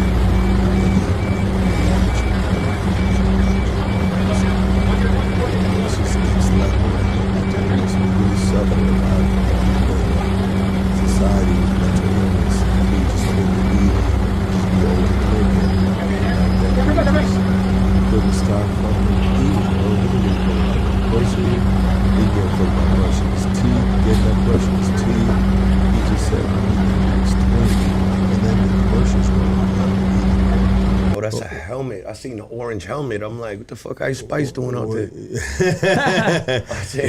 Well, this is you know what I mean? Like, that's a heavy duty work right there, you know? So It's a whole crew right there. Yeah, it's a whole That's crew God right too. there. God sent that crane right there. Man, you know what I mean? For people to, and I'm telling you, society will lead you wrong. Sometimes it's good not to, like you said, I don't believe anything I see. Like, honestly, like how many times have you seen that Whopper on the sign? And then when it got that bitch, it never looked like that Whopper on the sign, bro. Right. I mean, like, everything is just, it's a simulation of how fast you can potentially kill yourself, bro. I mean, overeating. You know what I mean? Sexualizing, like Instagram, like you spoke earlier about just having to detach from your phone, bro. And that has been it's tough. a problem in my life. It's tough. It's tough. I mean, when you realize the time you're wasting on irrelevant bullshit, sitting there paying attention to some people who don't even know you, you be like, what the fuck am I doing, bro? You know what I mean? I mean, everything can be an addiction. Just scrolling is an addiction. Porn is an addiction. Everything's a fucking addiction, bro. You know, when you challenge yourself to do better and better on a daily basis, you'll find yourself doing less of the things that are making you worse. I feel like I'm killing my kids, bro. You know what I mean? Because sometimes my kids, and I have a rule that you put a movie on because they go to sleep with a TV, and I always wanted to go to sleep with a TV on. My mom never let me. You know what I mean? Never had a TV in my room, to be 100%. But so I'm lenient with my kids because I don't want to be like, you know what I mean? I'm just a cool ass dad, bro. You know what I mean? Right. But sometimes they have these shorts just that are just replaying, and they're 100% Brain rot. brain rot, bro. This nonsense. And my nephew's the same age as your daughter. And sometimes they do these things where they say it's like it's fulfilling, or if it's good to their mind, where they're playing with like weird things, like something squishy, you know what I mean? And they're watching these hands play with this squishy thing. And my kids, I look at my kids and they're like fucking zombies, bro. Right. They're like zombies looking at this shit for mad hours. And I'm just like, dude, I think about myself and I'm like, dude, I'm failing as a father, you know what I mean? To let them just watch that shit over and over, because they say, they use a word, my kids have told me a word, it's not necessarily fulfilling, but they said it's just like, it feels good to them watching them play with this weird shit or whatever the fuck it might be, senseless videos. Satisfying or some shit. Satisfying, like yeah, man. I get it. It's just, man, we are living in a crazy time right now, bro. Yeah. And we need to figure this shit out as a community. I mean, figure it out in your household first and then try to apply it outside to your neighbors. I mean, we went from a time where, you know, you was there, so we went from a time where you know, if you wanted to, you know, get in touch with somebody, you had to be outside. Yeah, I didn't 100%. Yeah, I remember when MySpace came out. Yeah, I do too, bro. I have one, bro. You know what I mean? Yeah, Like, Moco Space too. I blame all this shit on Tom. You feel me? I blame it all on Tom from MySpace, bro. Tom. Fuck Tom, bro. Like, Tom's a fucking lame, dog. fuck Tom, the dude in the white shirt. Yeah. Yeah. Hey, dog, someone had a comment said Lucky looks like he's about to throw down on some barbecue right now.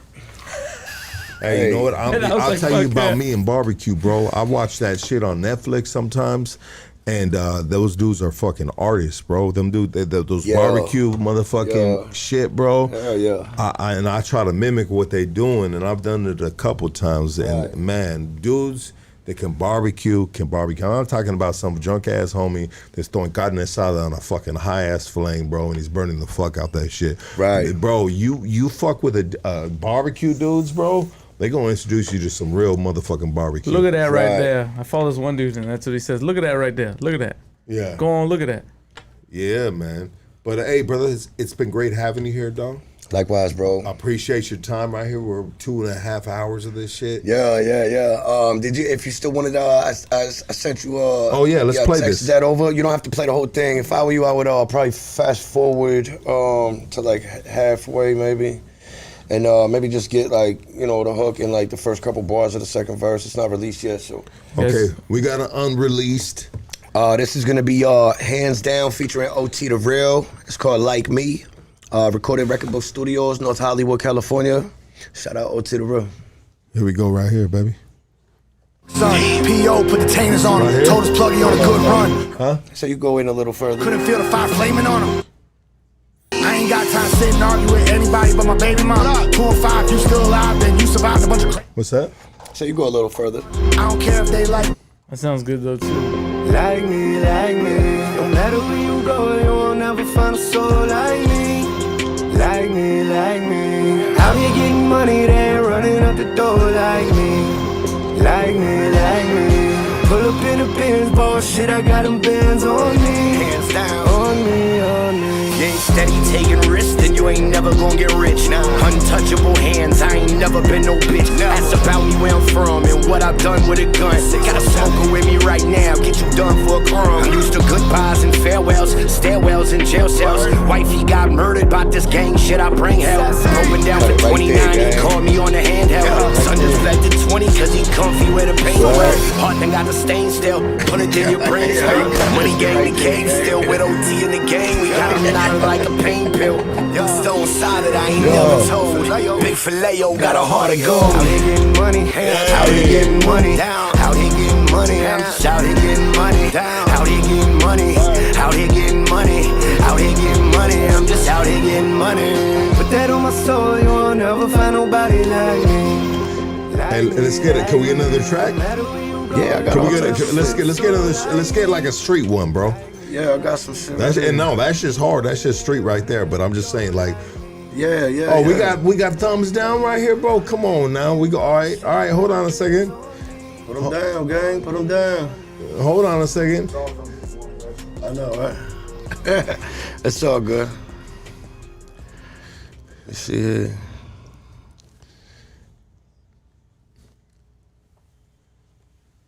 We got some rough critics right here, man. Hey, that's cool, It's all bro. good. There's fire That's what they- emojis that's and what there's they- that's what they- thumbs down. Look that's at what they there for. Look at fire emojis and thumbs down. That's They okay. there for, gang. Yeah, but when he was rapping off the motherfucking rip, motherfucking shit I was lit. ain't the for fuck up. everybody. You know? Don't worry about that shit, bro. Nah, I ain't worried about none of that. Casey put out an album, bro, and fucking just flopped out. Okay, we'll put that album out, bro. Yeah. Casey, we need to go golfing soon, bro. I don't even golf. I suck at it. Is that right? Damn, what are you good at, bro? 'Cause it seems like you suck at everything, bro. Damn, I ain't, I don't know. I ain't never been golfing. Right, bro. It's a little delayed and shit, dog. You know what I Yeah. mean? Nah, I ain't worried about none of that, bro. I don't Yeah. do the comments. Nah, you know what I mean? If you ain't built for these comments, bro, on the internet, everybody gets trolled, gang. Like, you look at one artist, there's not one artist that don't have negative comments under their post. People are just haters in general sometimes, too, you know what I mean? But just, I just want to just point out, bro, I'm not trying to, like, be that fucking, like, oh, you know what I mean? Like, no, because they're delayed sometimes, you know what I mean? So, Right. You know, so to actually get a feel for what everybody felt like, I see the fire emojis going up. So, you know what I mean? I think it's kind of like a 60-40 split, you know what I mean? 60 fire emojis, 40% thumbs down. I mean, Casey, what do you give it, bro? I mean, me personally, I liked it. But are you saying like what these guys are calling it? Yeah, personally, I'm asking you. Fuck what they talking about. Oh, okay. I thought you were saying bait. Yeah, no, I liked it. No, that shit was tight. Nah, that shit was tight, dog. Yeah, no, I appreciate you. What's it called? Hold on. Let's see, where am I at? James.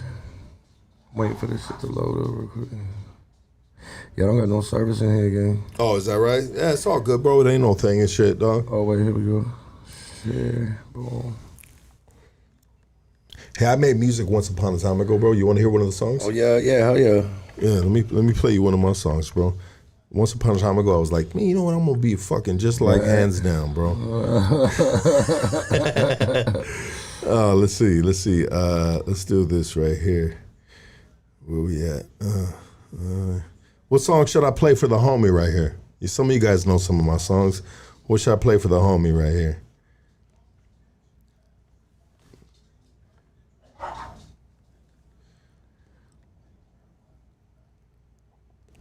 Here we go, right here. No, that's not it. Hold on. That's not it. That's not the one I want.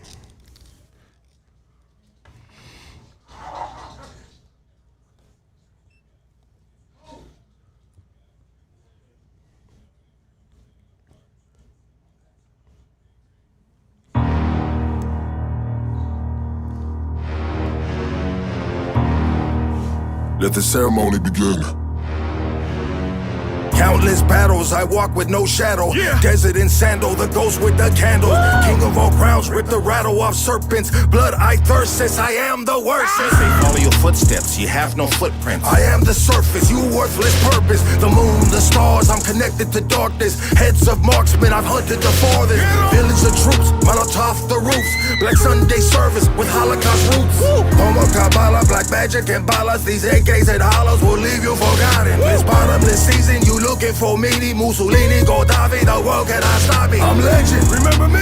Gifted since birth, you were delivered in a hearse. Your mother and your father trade your soul for a curse. I'm a soldier, coming at you like a locomotive. Never knew I navigate the culture. Service at the tabernacle potions. The devil made my father, little spirit set beside me. My mother was a slave to 3 witches on the island. Ever cheat death? Ever wake up and can't catch one breath? Master of obstacles, the Nostradamus. I structure the continent, the director of operas. I swing my arms, I move the seas. I change the weather, 500 degrees. The god of chaos, I shed no pity. Come over for the seance. Hey, kitty, kitty. The ruler of your conscience, yeah. In your head, I'm a monster.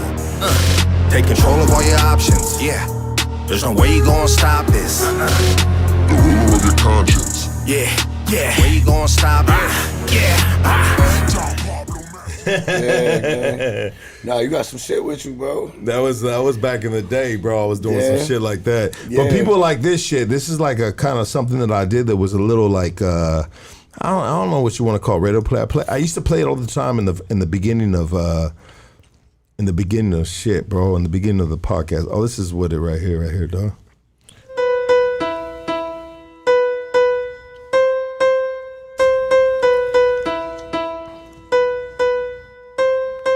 Can I get a moment of your time? Smoke a little, life's a game of chess. Drugs, guns, who just got me on the run? Let me shine a little light. Can I get a moment of your time? Smoke a little, life's a game of chess. Drugs, guns, who just got me on the run? Let me shine a little light. I grew up on the 50s, love my whole city. Got the little ones with me, I ain't going back to prison. House with a yard, I get my own unlocks, I walk my own yard. I'm Figaro and filthy, where I come from, dog, everybody's filthy. Get your hands dirty with them concrete burpees. Beer runs and licks, my heart was made, dog, with every single brick. Legend in... Hey, I want to hook you up with this dude. His name's Nate No Face, bro. Yeah. He got you good hooks. I've been a bad man, yeah, the devil's prayed to me, and I help him go and get his way. You kept your word, boy, yeah, the devil said to me, and I can't wait to meet you one day. Yeah, I can't wait to meet you one day. Hey, hey, hey, hey, hey, hey, hey, hey. Emotions out of focus, I'm crawling at my lowest. Feet hit the streets like a high-speed pursuit. I'm wild when I move, burning to your head, about to tighten up the noose. Bunch of clown faces blowing clouds of the roof. Woof, woof, hooters at the door, now they trying to run up in. I am not a guppy shark, stash everything. Dope in the pussy like a B of A deposit. Baby girl robotic, she gang bang abonic. Hang with the rules or you gotta pull your weight. Told the biggest tool, keep one in the chain. This is not a date, dance with the Mex, get your face in the cake. Yeah, the devil's prayed to me. Anyways, bro. Yeah, hell yeah. Showing some of my old music, bro, that I used to do, though. Right. Yeah. Nah, that shit tough though. Yeah, it's all good, bro. You know what I mean? It didn't hit the way it was supposed to hit. You know what I mean? Right. You know, but it's all good because we did this podcast right here, and that's what calculations for, bro. You know, you want something to hit, you got to calculate the hit. You know what I mean? I always knew I had some good lyrics put forward, but I realized that it really made sense in the form of a podcast. Yeah, no, I see that. You feel what I'm saying? Right. I think I bring it back to what Nipsey said. You ain't gonna get it till you see it right. You know what I mean? Like I knew I had something to offer, bro. Yeah, absolutely. You feel me? And Everybody and a lot of cats sometimes they do the rap music, right? And then they realize that they just like they sicker in something else, bro. Yeah. You know what I mean? Like you know, it can be you know, clothing design. Yeah, you know, tattooing, bro. Yeah. I mean, you got the greatest trade to really raise up and do whatever the fuck you want to do and invest in it with the tattoos, because that's just like a new dope game. Yeah, tattooing is definitely a huge fucking culture. A lot of money in tattooing, you know what I mean? And I feel like it became a lot more acceptable over the years. Now everybody's tatted now. You know what I mean? You go to the hospital and all the nurses and doctors and shit are tatted. You know what I mean? Court-appointed lawyers is tatted. Like it's all different now. You know what I mean? They're the new celebrities of the streets, bro. Yeah, absolutely. I know a lot of them, and they definitely are. I mean, working in tattoo shops too, it comes with that. It's like rock star vibes almost. You know what I mean? You got to deal with certain dudes' egos and shit. Yeah. I was trying to battle my own for a long time, so I get it. Yeah, for sure, bro. And they're slaying everything. And I noticed that with barbers too. Barbers are the same way too. Yeah, the barber culture came up crazy. Like that shit took off. I had a lot of homies that they compete in barber competitions, and you know, they winning trophies and shit. And this, you know, I was dating this one girl. She was a hair braider, and she was everybody. You know what I mean? Like she was like an award-winning hair braider. So I'm like, yeah, I gotta get away from her, bro. Yeah, for It got to the point I was like, nah, okay. Yeah, man. Everybody know this bitch. Well, it's the phenomenon of social media, bro. Yeah. I mean, anything take off, bro. All depends on what you put out there. I mean, the internet's it's a wild, spooky fucking place, bro. It's undefeated. I ain't gonna lie, bro. Sometimes I be so at that on this fucking stupid thing. I'm like, bro, what did I just watch, bro? Like, I'll just give up. Like, I give up. Take this fucking phone away from me, bro. You know, I get disappointed in myself when I spend too much time on Instagram. But when I'm on YouTube, I'm a street podcaster, bro. But I don't watch no other street shit. You feel me? It's the AI shit for me. The AI shit got me fucking weak, bro. What the fuck? Yeah, bro. Like the AI is just a big fucking. Now they doing FaceTime with it too. Like you could go on FaceTime and have a whole different person. It looks like a whole different person's on the phone talking. Catfishing, bro. Let's go. Catfish level up, dog. It's really, and back to what I was talking about, it being in dark times, bro. Like, that shit's scary as fuck, bro. Right. When we get to a point, and we're already at that point where potentially someone can press charges on you and show an act of you doing something and not even be real, bro. Check this out. So people have with Sora 2, which is ChatGPT's video creation. They've been creating Yeah, with that dude in Stephen Hawking. Stephen Hawking. I just seen that shit earlier, bro. Yeah. Motherfuckers are real vicious with this shit. Hey, you see the dude blast the old lady with the t-shirt launcher? Bro, he said grandma won a t-shirt at the game. I wasn't sure if that was real or not. Bro, you knew it was fake right away? Yeah, what? Did you know it was fake right away? What, the t-shirt launcher thing? Yeah. I don't know. That shit look real as hell, bro. This I'm was like, fucking hilarious, bro. Right here with the battle bots. Oh, hell no. They be frying this guy on the internet. Yeah, they're getting him right now, dog. This shit's hilarious. Yeah. The Tony Hawk one is fucking dying. X Game legend. Stephen Hawkins, X Game legend, bro. Like, the fuck? Man, that's wild, bro. Hell yeah. I was busting up. I know I had these shits ready. I was like, damn, if these fools talk about AI, I'm gonna pull this up. Yeah, My whole life is AI. Yep, mankind, my whole life is AI. I'm going to hell to laugh from laughing at Stephen Hawking. Come on, give me some real fucking jokes, guys. Let's go. Right. This dude's hemorrhoids been hurting for the whole time. They've been commenting that. Yeah, I know, right? You saw that one? They talking about I'm blue collar. Yeah, I mean, ask around. I mean, Boston's crazy out there. Do some research.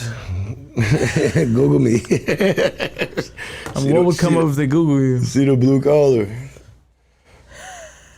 Just one way to the resurrection. Let's see what people are saying right now. Come on, send your comments and send those super chats right now. Let's get them super chats rolling. And what's going on at the stream right now? We got the stream going healthy. We're good. Right. Casey's gonna be in hell with a bunch of bitches. Let's go, dude. Right. Be down there doing kickflips with fucking Stephen Hawking. Yeah, we're dropping in with Stephen Hawking because you know that fool's in hell. Because he was on the Epstein list. Hey, I know Big Dog's got some other shit to do, so I don't want to keep you too long. Hey, you know I'm with it, bro. I'm out. Are you good? Yeah, now we good. Okay, hold on real quick, because I want to grab something right here, dog. Oh, you remember these things right here, brother? Let me give you something right here. Hold on.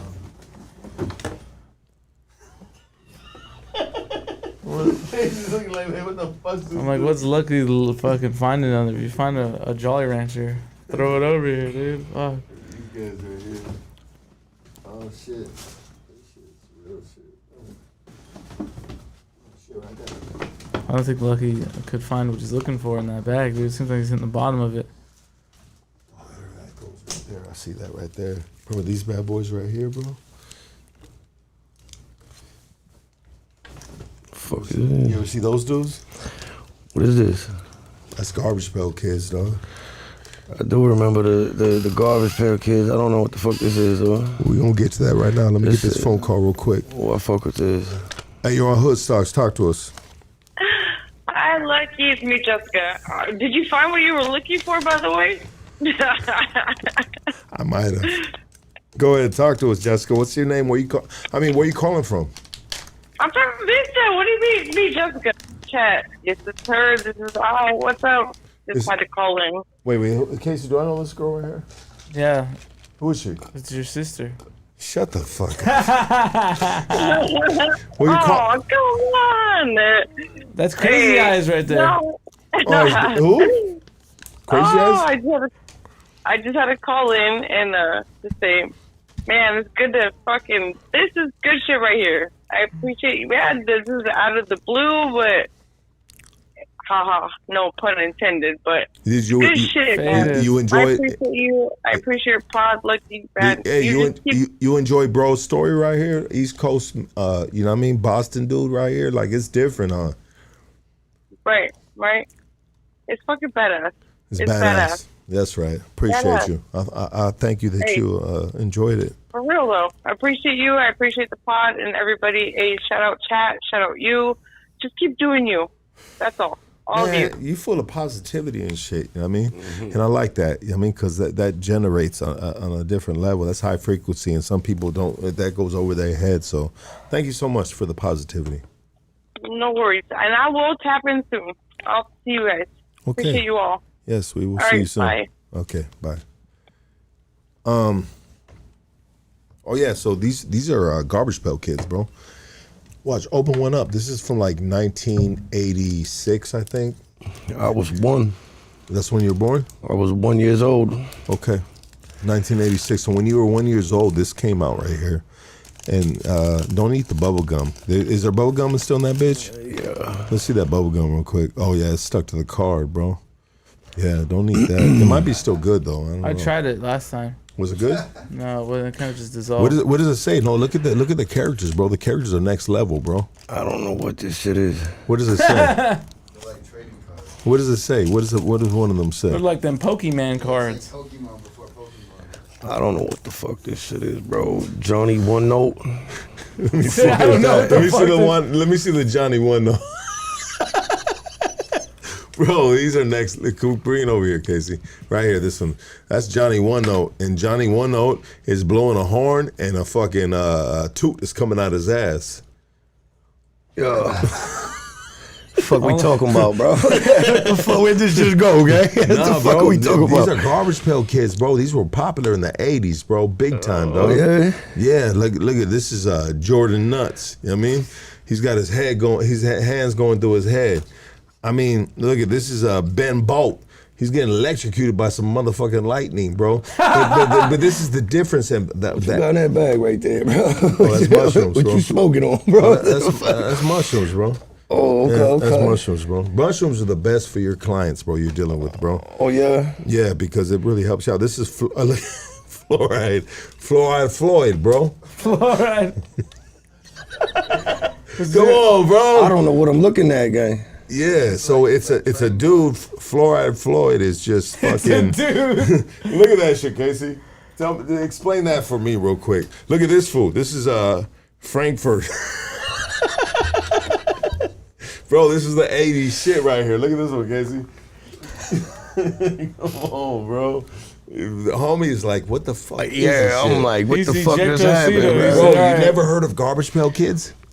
I mean, I heard the name of it, but I never paid attention to what it was. That's what it is right there, bro. That's Garbage Pail Kids, bro. I like these stickers, though. But you know, peep game, bro. That's just that's an example of how society has changed, bro, to so sensitive, because you could never have these in 2025, bro, because they would be offensive to so many people. Right. You know what I mean? And the 80s were just a whole different era. I mean, people are just genuinely fucking soft nowadays anyway. You can't say nothing without offending somebody. You know what I mean? Everybody's so sensitive and fucking butthurt about everything. Like, you know?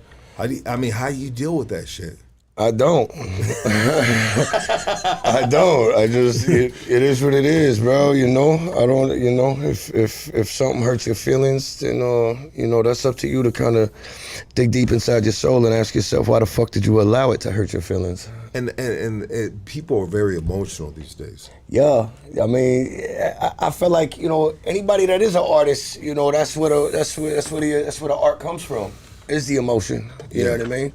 So there's positive emotion, there's negative emotion. Yeah, absolutely. I mean, you know, it's all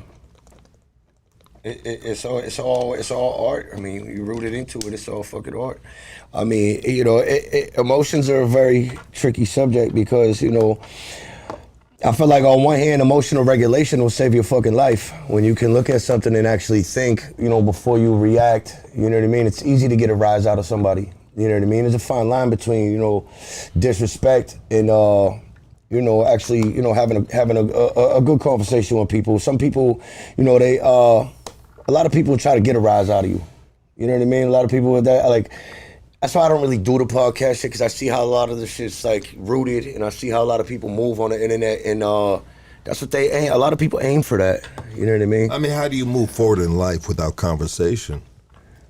I mean, it depends on who you're talking to. You know what I mean? You entertain a clown, what's that make you? Yeah. You know what I mean? Yeah. At the end of the day, that's kind of how I feel. I mean, you know, it is what you allow. You know what I mean? You know, you don't like a certain situation, don't put yourself in it. You know, you don't like being, you don't like, you know what I mean? Anything. It is what it is. You don't want to get offended by something, then don't talk to offensive fucking people. You know what I mean? And if that arises, then, you know, do your thing to keep it moving. Either that or throw something up, one or the other, you know what I mean? Like, you know, it's, like I said, I don't know. I feel like, you know, having a good conversation that's one thing. You know, when you talk about shit like politics, that's something I don't know too much about that. That doesn't govern my life.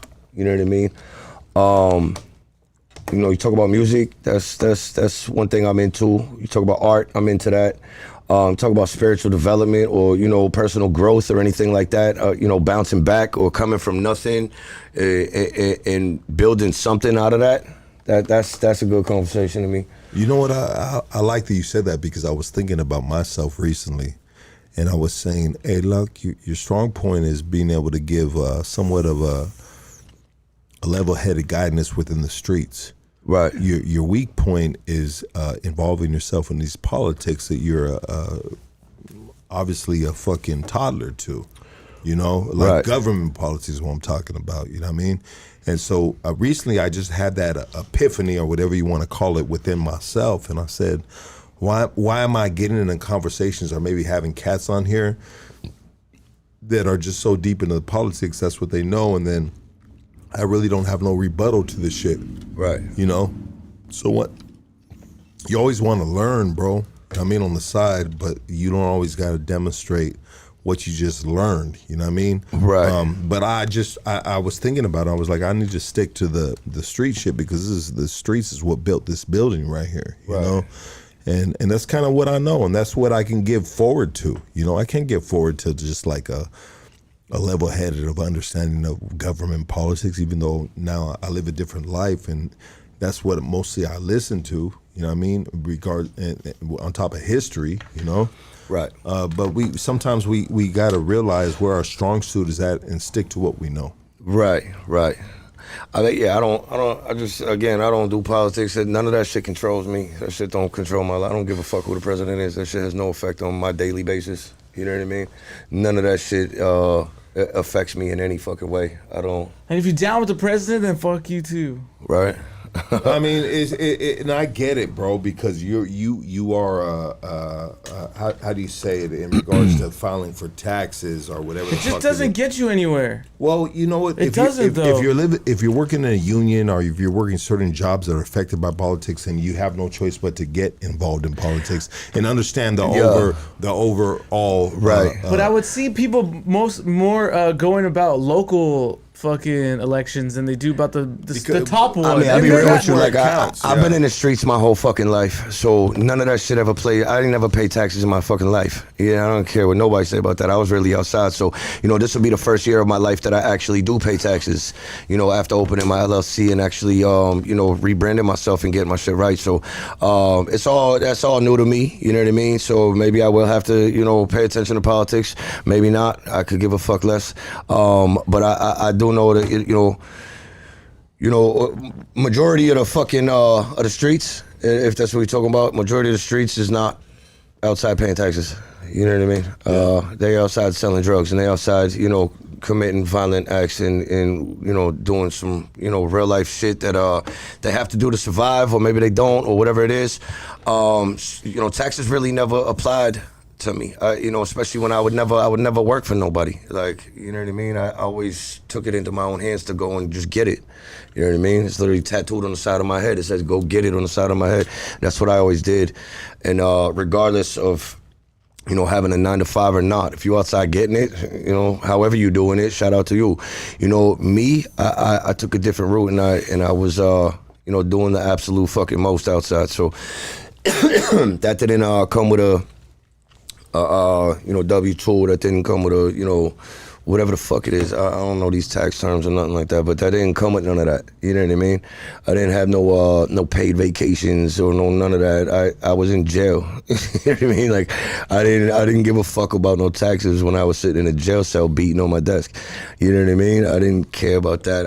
When I'm sitting there bagging up drugs, I didn't give a fuck about, you know, what the new law states about this and that. So none of that shit ever applied to me. And a lot of people that I know, you know what I mean? And I know none of the homies give two fucks about what's going on at the White House right now. You know what I mean?